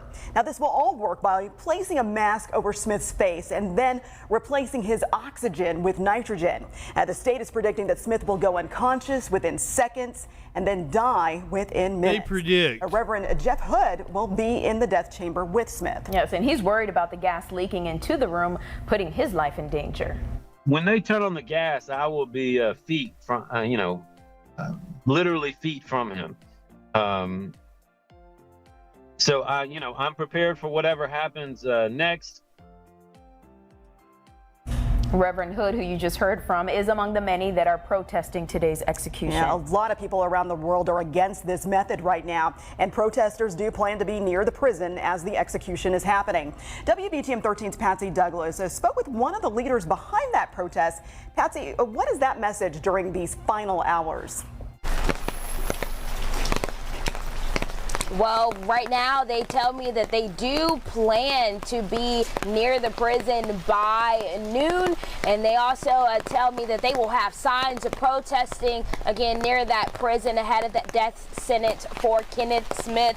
Now, this comes after they spend the last night here in Birmingham making their message heard. The group Death Penalty Action has sent a petition to Governor Kay Ivey with hundreds of signatures. Now, advocacy groups and protesters skeptical about the procedures. Many believe it's unfair and should not be an experiment on prisoners. Many people would argue that who cares if this murderer feels a little bit of pain on his way out? And the Supreme Court has said that that's okay. But at the end of the day, we don't need to do this. And if it's somebody that you love, would you be okay with it? That's got to be the question that people have. So we should not be experimenting on prisoners. End of story. I don't think it's happened yet. I don't think they haven't pronounced him dead yet, or at least it hasn't hit the news. They have until 6 a.m. Usually the death warrant expires at midnight. Odd to have until 6 a.m., but it's fucking Alabama. It's a weird fucking state. We like to do our killing before breakfast.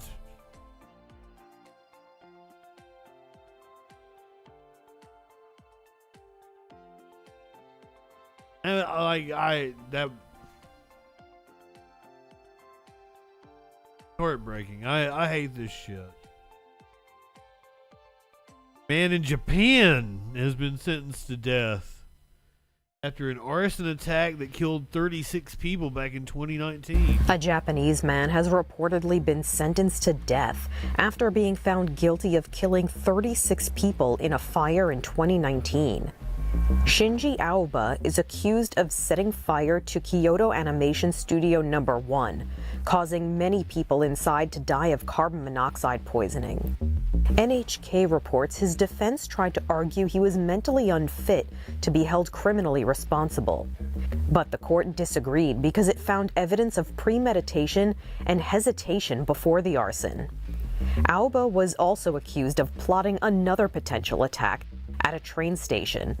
The report says Aoba claimed the animation studio plagiarized his work and he set the fire out of revenge.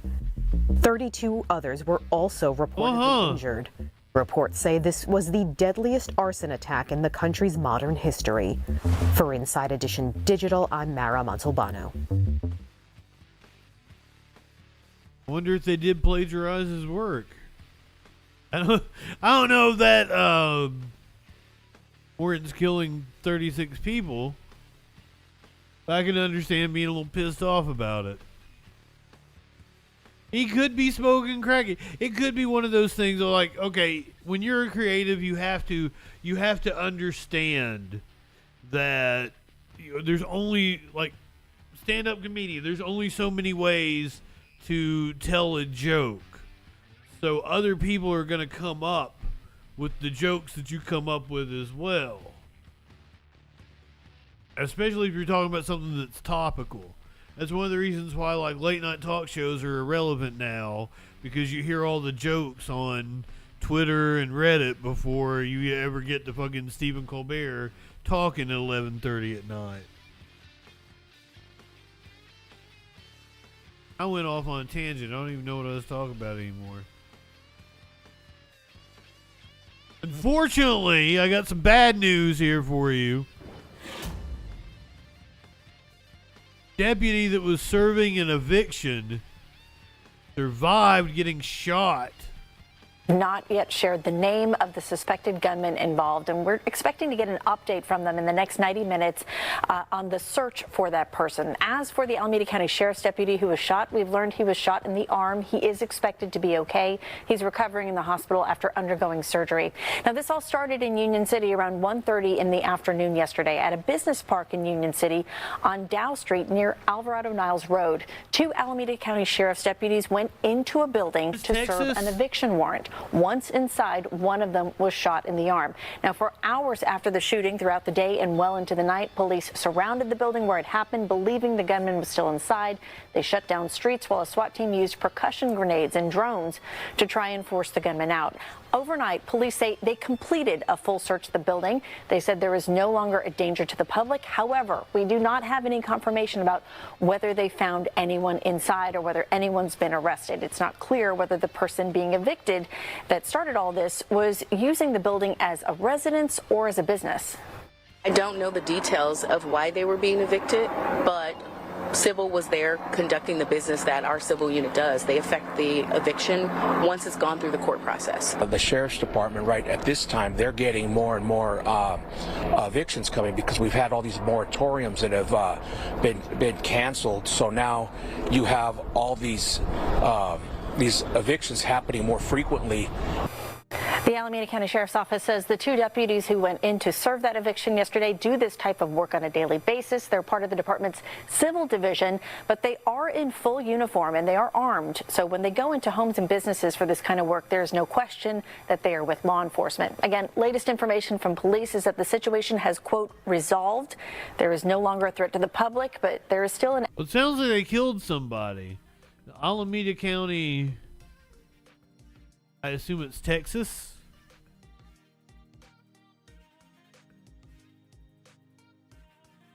I don't know where this is at.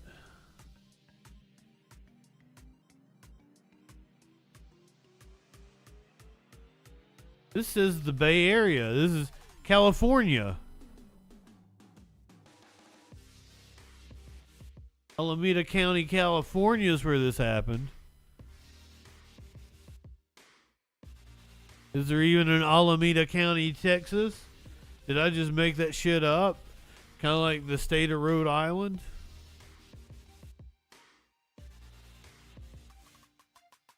Let's do this one first. I was like, I wanna say we're into like the bullshit section of the show, but this is like I wanna laugh. I want to laugh a lot at this story, but it's also something that's very much not fucking funny. I believe I'm a hardcore wrestling fan. Huge fan of the WWE.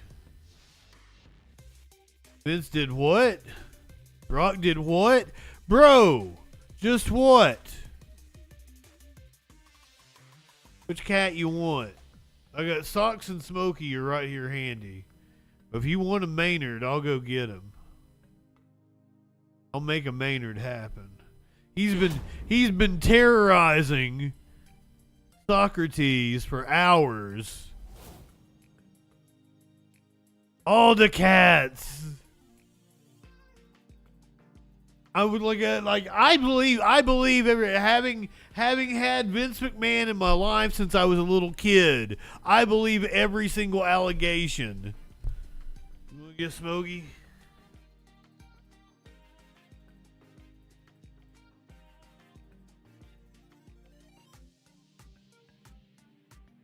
Here's your Smokey bong. Say hey to everybody, Smokey. Socks just sneezed.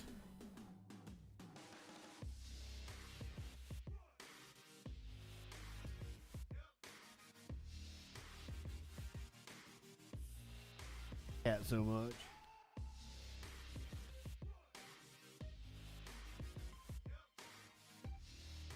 Vince McMahon assaulted an ex-employee with sex toys named after WWE wrestlers. Defecated on her head. Hey, Libertad.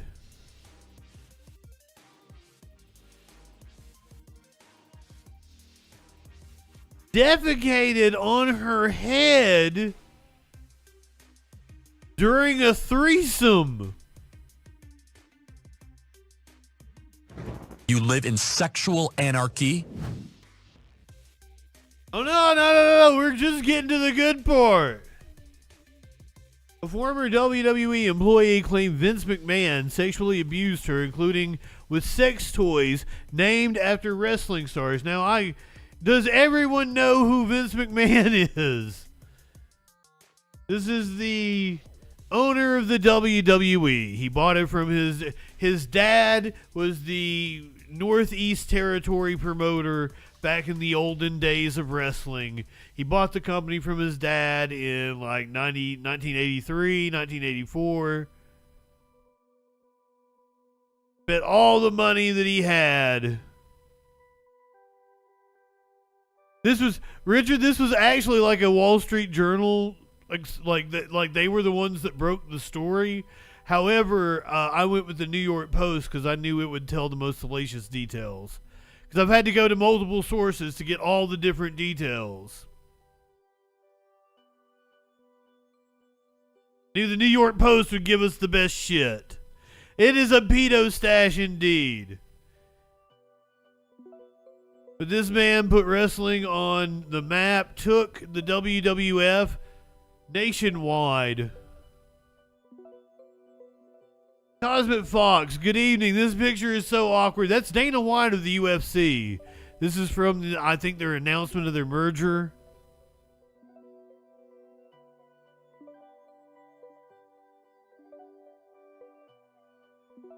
So just imagine this man who was like 70-something years old. As we're reading this story, Janelle Grant broke her silence about their relationship with disturbing allegations, including charges that the wrestling magnate defecated on her head during a threesome in May of 2020. This is during COVID. And sex trafficked her to other WWE executives.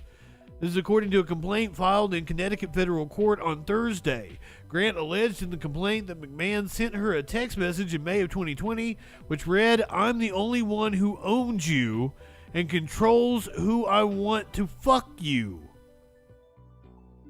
Her lawsuit comes after the Wall Street Journal reported last year that the WWE was investigating an alleged $3 million payout payment from McMahon to a departing female employee following a consensual affair. Grant, who was unnamed at the time, claimed she received an initial installment of $1 million, but no further payments afterward. A subsequent investigation found that McMahon paid $14.6 million to several women who accused him of sexual misconduct. According to the lawsuit, McMahon's use of sex toys on Grant caused her injuries such as bruising and bleeding. Grant, that is pervy old Vince, but that is a picture from like 20 years ago.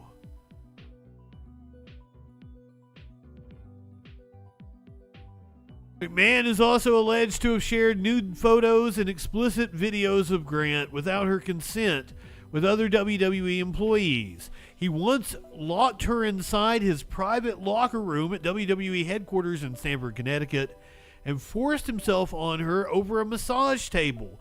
Now this is how we know it's true, because multiple allegations have centered around masseuses and people giving Vince massages. Apparently, this is something he likes to do. WWE boss is also alleged to have directed Grant to have sex with other executives and a wrestling star. John Laurinaitis, WWE's former head of talent relations, who is named as a defendant in the lawsuit, was allegedly recruited by McMahon to have sex with Grant. John Laurinaitis was in a tag team in the 90s called Dudes with Attitudes, and he used to ride a skateboard down to the ring. Grant was told by McMahon to visit Laurinaitis in his hotel rooms where she had sex with him before work days. In one encounter at WWE offices in June of 2021, McMahon and Laurinaitis forced themselves on her and took turns restraining her for the other. No means yes, take it, bitch, were among the things McMahon and Laurinaitis said to Grant during the alleged assault. In July of 2021, McMahon told Grant to create sexualized content on her phone and send it to Brock Lesnar. Now, I would like to point out to everyone that they don't actually say Brock Lesnar. They say a former UFC heavyweight champion that was negotiating with WWE. So, that's only one person. And McMahon tried to get Brock to re-sign by having some intern send pictures, nude pictures to him. Last July, federal law enforcement agents executed a search warrant and served a federal grand jury subpoena to McMahon. WWE said in the filing with the Securities and Exchange Commission that while government investigations into McMahon remain ongoing, no charges have been brought in them. That is a picture of John Laurinaitis, not the Dudes with Attitudes John Laurinaitis, but this would have been mid-2000. The company said it had received voluntary and compulsory legal demands for documents, including from the federal law enforcement and regulatory agencies, concerning the investigation and related subject matters. In 2022, WWE formed a special committee to review allegations of misconduct against me, McMahon said in a statement. That review was concluded in November of 2022 following an extensive investigation. McMahon said that throughout this experience, I've always denied any intentional wrongdoing and continue to do so. So, according to him, he might have done wrong, it just wasn't intentional. I'm confident that the government's investigation will be resolved without any findings of wrongdoing. Last year, Endeavor, the talent agency run by Ari Emanuel, completed a $21.4 billion merger with WWE. TKO Group, the merged entity which combines WWE and UFC, said in a regulatory filing on Tuesday that WWE's weekly television show Raw will move to Netflix. We heard from Dwayne "The Rock" Johnson, who is now on the board of directors of WWE. That night, his daughter was made the GM of NXT, the training territory.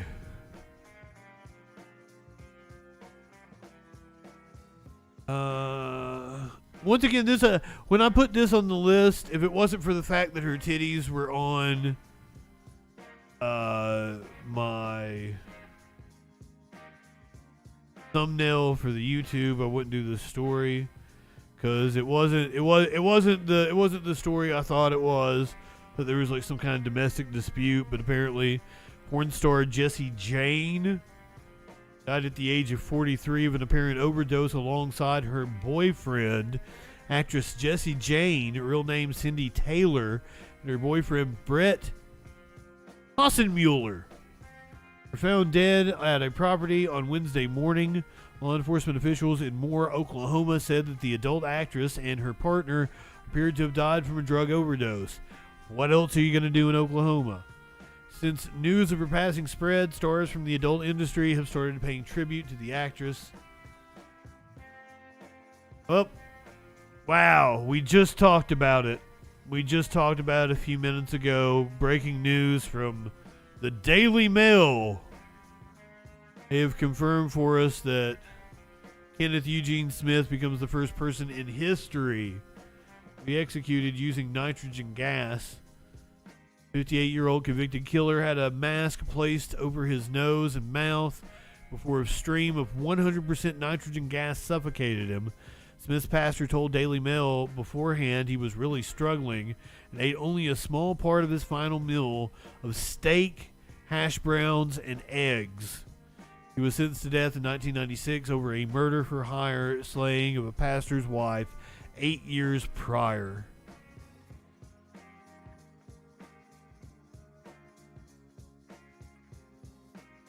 the Holman Correctional Facility. We've covered it multiple times here on this stream.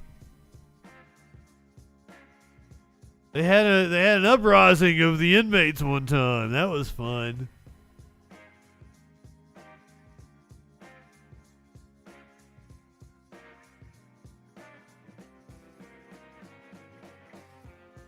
Yeah, DM, I cried about that earlier when we went over the gruesome details. We discussed how he was going to be put to death, the experimental nature of it, all of the concerns, and then we watched a video of one of the local news agencies running down his final 24 hours, and I kind of lost it during that part because it's a shame, it's an injustice. Law enforcement officials said that the famed actress and her boyfriend appeared to have died of a drug overdose. Officers had responded to their address for a welfare check after Hassenmuller hadn't appeared at work for days. This is a picture of Jessie Jane. Jessie Jane. This is her at the AVN Awards in 2017. It was 98% couldn't afford a lawyer. I said 94% earlier. I could believe it. I could believe it's 98%. Jessie Jane, rest in peace. Adult actor and director Tommy Gunn, real name Thomas Strada, shared an emotional tribute to Jane, with whom he had co-starred in multiple films, including Pirates, Arg. Taking to X, Gunn shared an image of the two together, saying he was grateful to have been graced by her presence. Does indeed look like he is very much enjoying himself and her presence.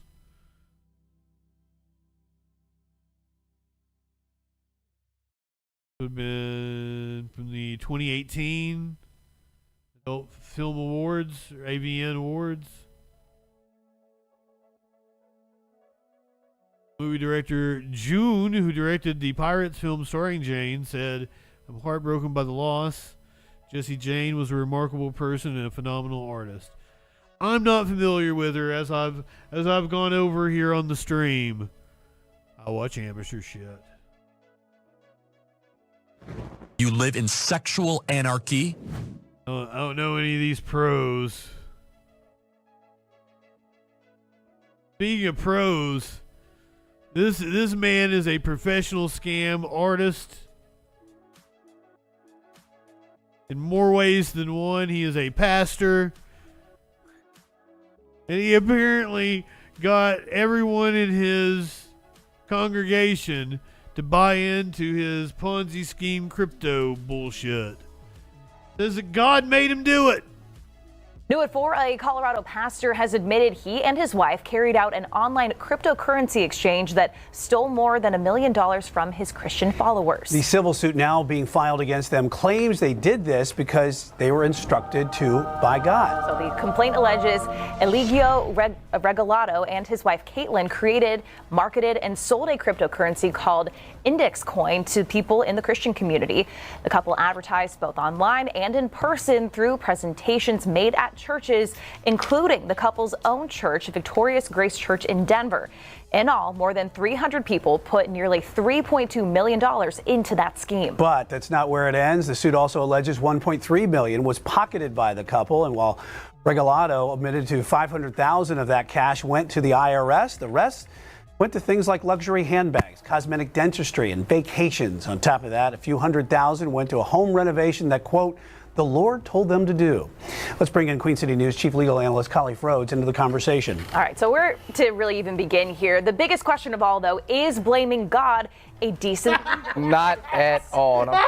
Or didn't tell them to do this. What I can say is that this is a mix of a prosperity... There's video of it.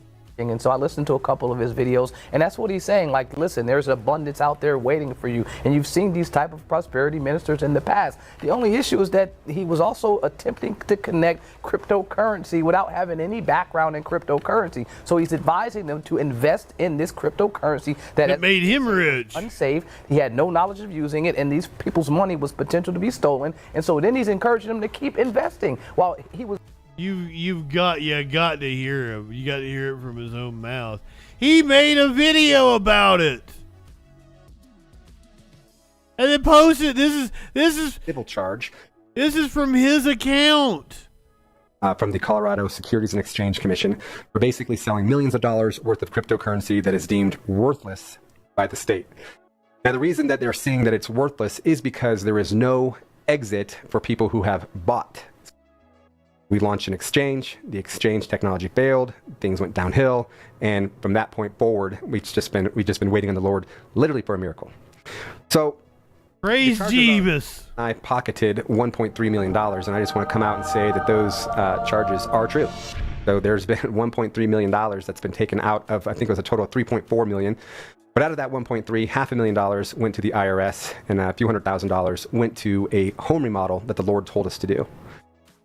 So how this whole thing started is the Lord told us in 21 to walk away from our marketing company, and he said, I'm going to do a new thing.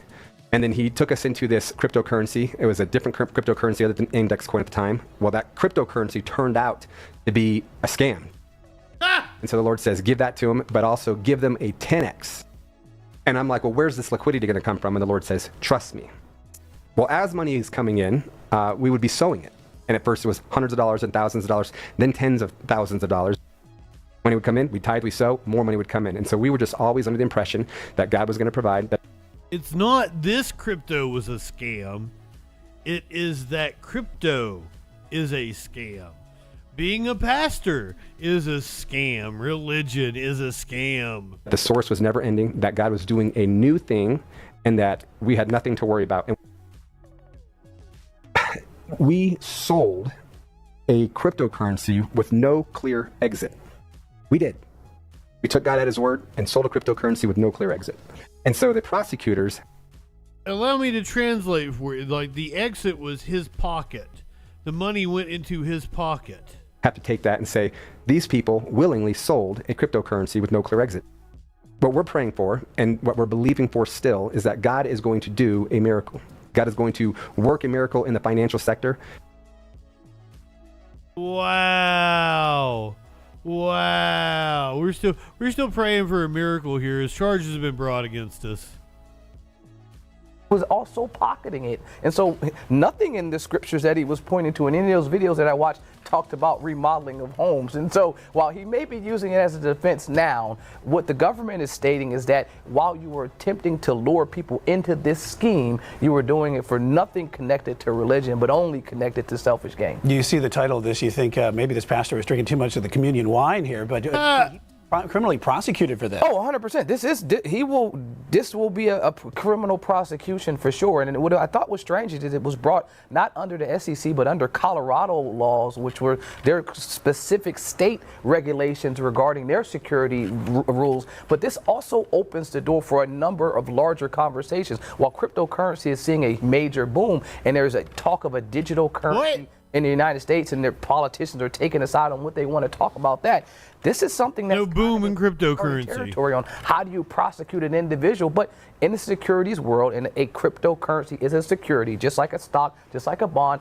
This is something that they say, no, you made a promise, you had folks sign up for it, and you misled them. It's just like anything else, except for now it's on the internet. Well, so legally, what happens next, just step by step? He better lawyer up for sure. Yeah. I can tell you that he will need a hard defense to do this, and it can't be something that's rested on the Lord telling them, because just like in any federal case, they have a 99% conviction rate. And so once they Lord send him a lawyer, figure out that you are the target of the investigation. He said, yeah, we paid taxes on it, and he admitted to spending $1.2 million on a home renovation. Well, if you're doing a security, they are extremely detailed. You have to tell them to the T what you plan on using the money for and how. You can't make misrepresentations, and I can assure you, in none of those contracts did it say I plan on doing a remodel. Not at all. Not at all. All right, doesn't pass the smell test either. Especially with the governor. All right, Khalif Rhodes, thank you. All right, and that's... Well, if you got something that doesn't pass the smell test, I've got some advice for you. Life is too short to walk this earth for a crusty asshole. Wash your ass. That might help you with your smell test. Sorry. I went there. God damn it. Here's a Smokey.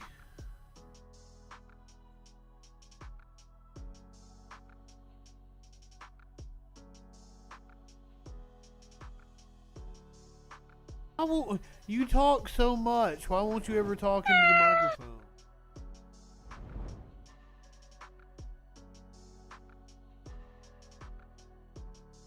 He is a very vocal cat. He has whole conversations with me. Cannot get him to talk into the microphone.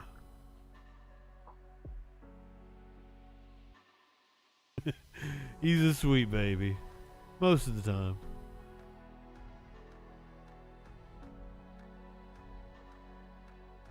Alright, I'm going to hit a content warning for this one because I think we're going to get some transphobia going on in here. And fuck the transphobia. We got dunk on Mr. Golfy Man here.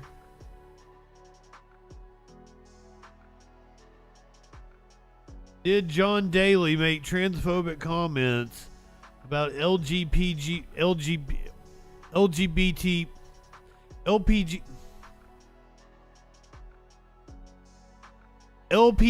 golfer Haley Davidson?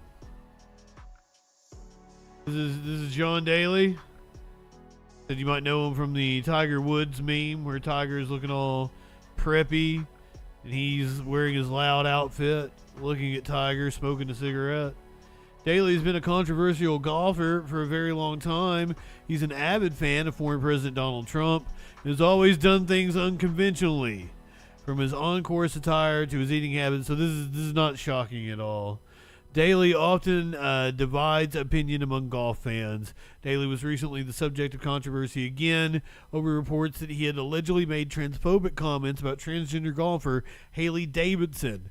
But how true are those reports, says Sportskeeda. They're not true at all. Daly hasn't made any statement about Davidson at the time of writing.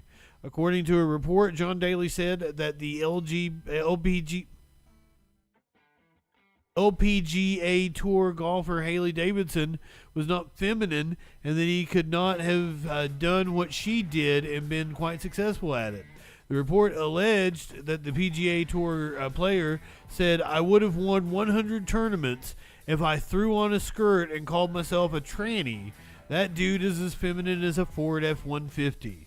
This got many golf fans talking. The replies to the tweet were divided, with many saying they couldn't believe these comments from Daly and that they were disappointed. Others expressed pride that, wait a minute, didn't they say he didn't make transphobic comments? Because that was absolutely transphobic. Others expressed pride that he was saying what he thought and claimed that there was no issue with his comments. Daly himself made no mention of the comments on his own socials. That is because he didn't say it. The report comes from a parody account on X, formerly known as Twitter. They do have a Twitter blue check, which earlier used to signify expertise or verification. This mark was presumably bought and paid for. The account is an official news outlet.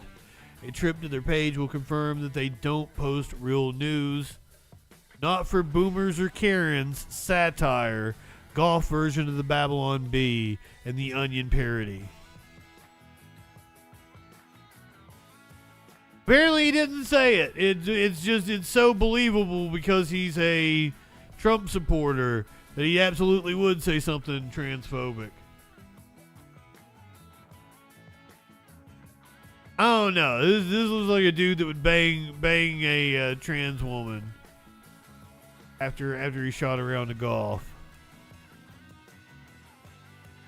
You slandered a believable parody account indeed, Richard. What was parody about that?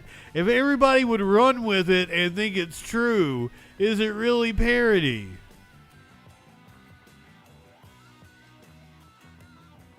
I apologize for impugning you, Mr. Daly. If you're not a transphobe, you still might be a transphobe. I don't know. I'm going to give you guys a little... I feel this could be useful advice. This is called Nightshade, a free tool that poisons AI models. It's now available for any artist to use. Months after it was first announced, Nightshade, a new free software tool allowing artists to poison AI models. I'm going to stick it in the chat for you guys. seeking to train on their works is now available for artists to download and use on any artworks they see fit. Developed by computer scientists on the Glaze project at the University of Chicago, the tool essentially works by turning AI against AI. It makes use of the popular open-source machine learning framework PyTorch to identify what's in a given image, then applies a tag that subtly alters the image at the pixel level so other AI programs see something totally different than what's actually there. Today is the day Nightshade V1A is ready. Performance tuning is done. UI fixes are done. This is the second such tool from the team. Nearly 1 year ago, the team unveiled Glaze, a separate program designed to alter digital artwork at a user's behest to confuse AI training algorithms into thinking the image has a different style than what is actually present. But whereas the Chicago team designed Glaze to be a defensive tool and still recommends artists use it in addition to Nightshade to prevent an artist's style from being imitated by AI models, Nightshade is designed to be an offensive tool. An AI model that ended up training on many images altered or shaded with Nightshade would likely erroneously categorize objects going forward for all users of that model, even in images that had not been shaded with Nightshade. Therefore, an AI model trained on images of a cow shaded to look like a purse would start to generate purses instead of cows, even when the user asked for the model to make a picture of a cow.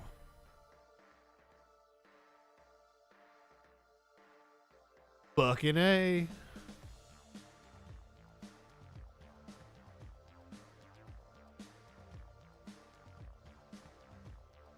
In another sign of our dystopian society, parents had to raise money to wipe out lunch debt.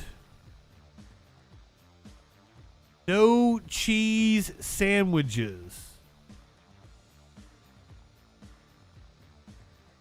Some parents of students attending public schools in the city of Decatur are concerned about some policy changes involving the meals their children are served. Good Day's Eric Perry joins us now with what families need to know. Eric? Yeah, this really has a lot of people talking. Beginning February 1st, city schools of Decatur will begin serving an alternative meal of a cheese sandwich and milk to some students who have unpaid meal balances. Now, before the financial hole gets too deep, their families will have a few chances. Now, according to the updated procedures, students will max out after 3 meals have been charged to their account.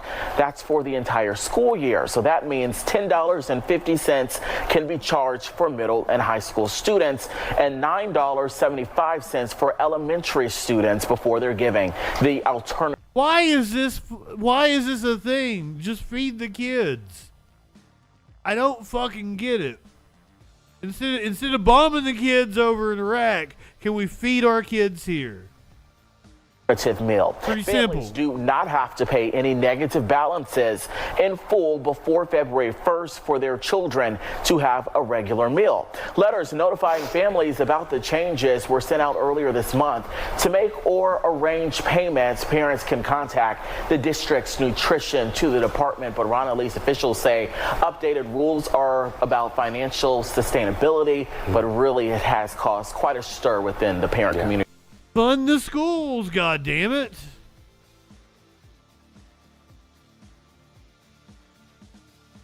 After news of the policy spread online, Metro Atlanta resident and Gooder CEO Jasmine Crow Houston, well, this was just a fucking publicity stunt then. Set up a GoFundMe to eliminate all that debt. No child should ever go hungry or be subjected to unnecessary embarrassment due to financial constraints. Crow Houston wrote on the fundraiser, I believe that every child deserves a full, nutritious meal to fuel their bodies and minds for a successful day of learning. In the 2 days since the GoFundMe was set up, it has already reached its goal of $80,000 and continues to grow. Dystopia. Writing on Thursday, Crow Houston said her heart is overwhelmed with emotion, astonishment, and gratitude for the community's response.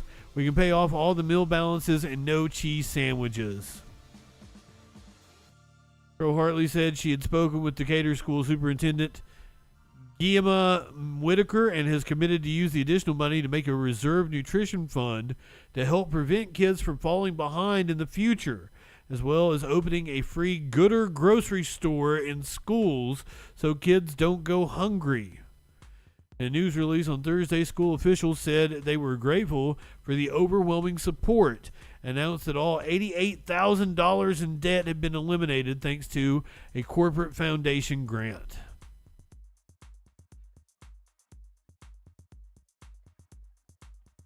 I mean, it's wonderful that the community did that, but they shouldn't have to. This is a structural failing.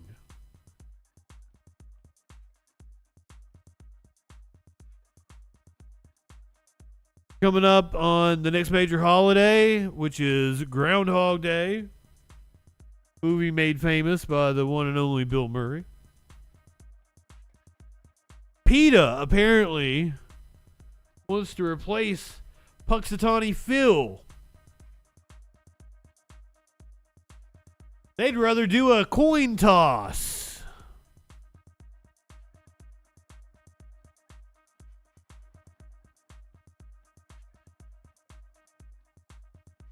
Groundhog Day is coming up, and the People for the Ethical Treatment of Animals, or PETA, is calling for change. The animal rights group said it sent a letter this week to Tom Dunkel, Punxsutawney Groundhog Club's president. I'm going to go ahead and point out that this fucking groundhog is probably incredibly well taken care of. If you're going to stand up for animals, probably not this one. The animal rights group said it sent a letter this week to Tom Dunkel, the Punxsutawney Groundhog Club's president, offering to send the club a giant gold coin to replace Punxsutawney Phil and give him a reputable sanctuary. He is not a meteorologist, and he deserves better than to be exploited every year for tourism money. The groundhog's weather prediction is no more accurate than flipping a coin. They are correct on that. I mean, I agree with them in principle. The huge coin could easily replace him as Pennsylvania town's gimmick to draw in tourists. According to the Punxsutawney Groundhog Club, 1886 marked the first time that Groundhog Day appeared in the local newspaper, and the following year brought the first official trek to Gobbler's Knob. Today, Groundhog Day remains what it was when the tradition first came to our shores and found its way to Punxsutawney. A day to take everything a little less seriously and break up the winter monotony, at least for a little while. PETA representatives say that groundhogs typically try to avoid humans and are shy, solitary animals. That's true. They don't want to live in confinement in a local library where they can't do anything that's natural and important to them. Wait a minute, they keep it in a local library? It's not just it's like it doesn't have its own little habitat? They also don't want to be used to prognosticate the weather or be exposed. Now, you don't know if that groundhog wants to predict the weather or fucking not. Shut up, PETA. Be exposed to flashing lights, flashing cameras, human handling, or noisy crowds. The last part's true. The last part's true. I don't want the groundhog exposed to flashing cameras, human handling, or noisy crowds. Now, if it wants to predict the weather, you let that groundhog predict the weather. It's all about consent, ladies and gentlemen.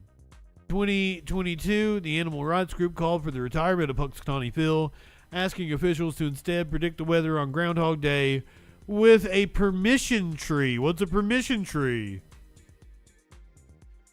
Groundhog Day is scheduled for February the 2nd. So, what, about 7 days away? 8 days away? We did the execution earlier, Warlord.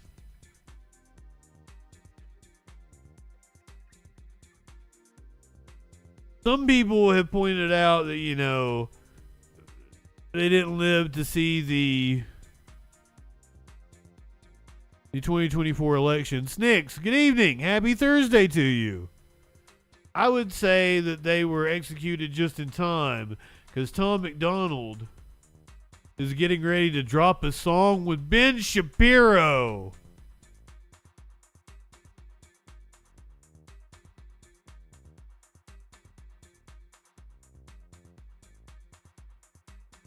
Facts. by Tom McDonald and Ben Shapiro.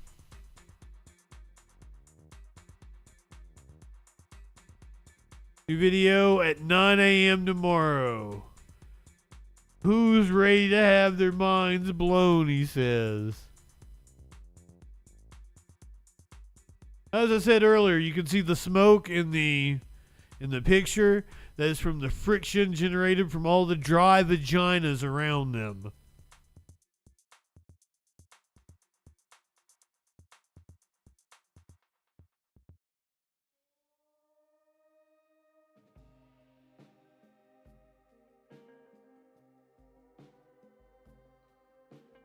I can't wait. It's gonna be the first thing I do tomorrow is listen to this.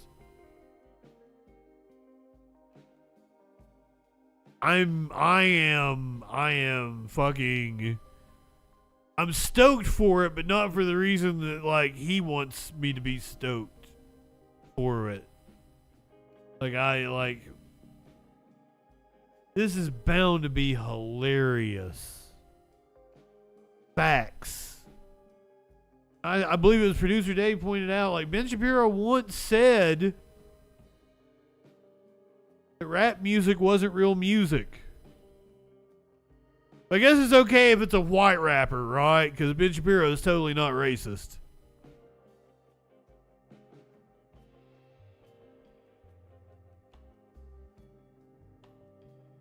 I wish I could play it for you right now. I wish we could end the show with it.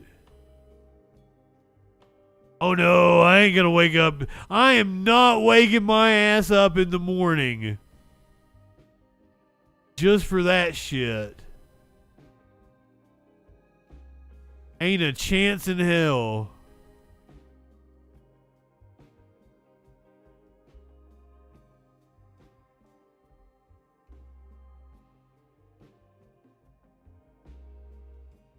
Oh my god, I gotta go to a different browser. This whole YouTube's really fucking with me with this whole ad blocker shit. Here's you some weenie dogs.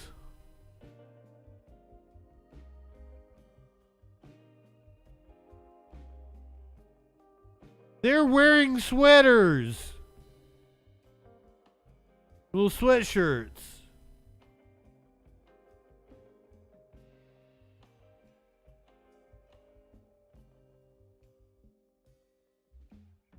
Slap, slap.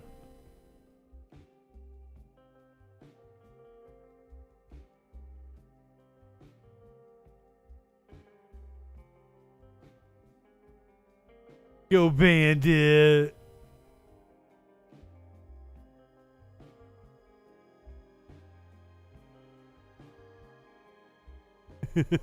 DM has totally never been kissed.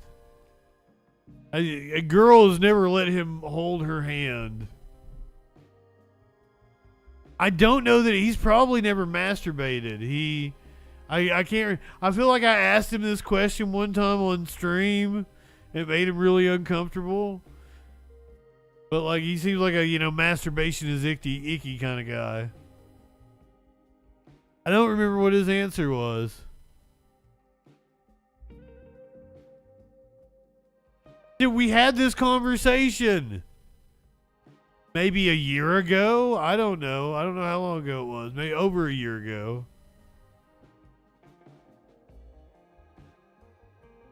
Because he got really mad at me asking. Because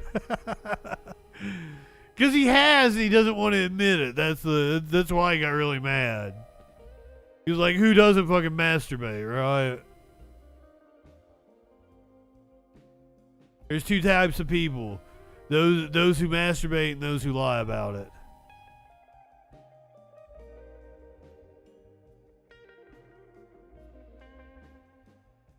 It was exactly 1 year ago. I don't want to say exactly. I want to say it was probably like before Christmas. I don't know. I don't have any fucking sense of time.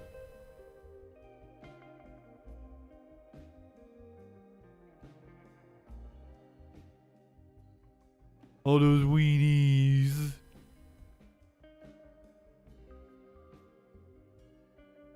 Drama queen indeed. I can't believe she's got a little ramp. Let the puppers get in the vehicle. Yeah, I see what you're talking about with that ass. I didn't notice it before. I was looking at the puppies. Go Bandit!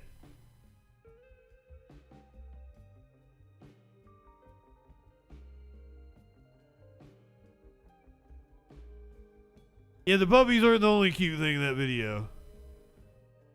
Look, he was up on his hind legs. And digging a little hole. I love the one that's sideways. He's digging a little fucking hole.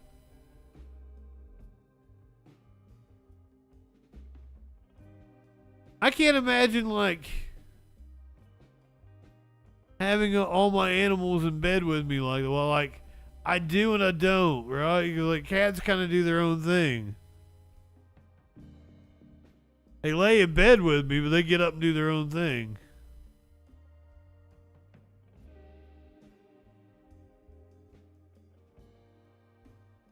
I don't often get Maynard in bed with me anymore. I gotta get a bed again. I need a bed again.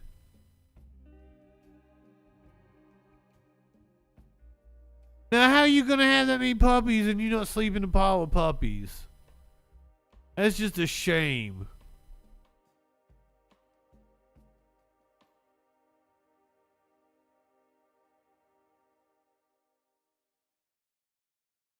Apparently Sparkle's been seeing some guy. I don't think she really likes the guy. I think she's seeing the puppy. Because that's what she keeps telling me. Like, this is the puppy I'm dating.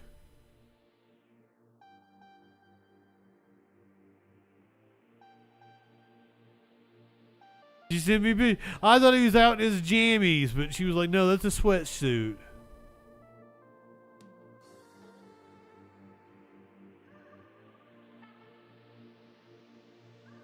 Like, look at him in his little jammies. He's itty bitty.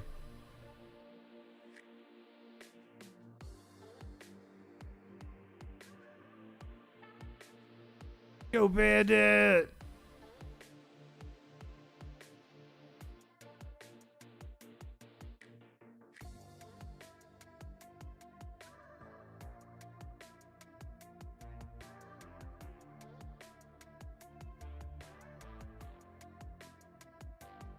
I love the dude digging in the hole. That's my favorite one.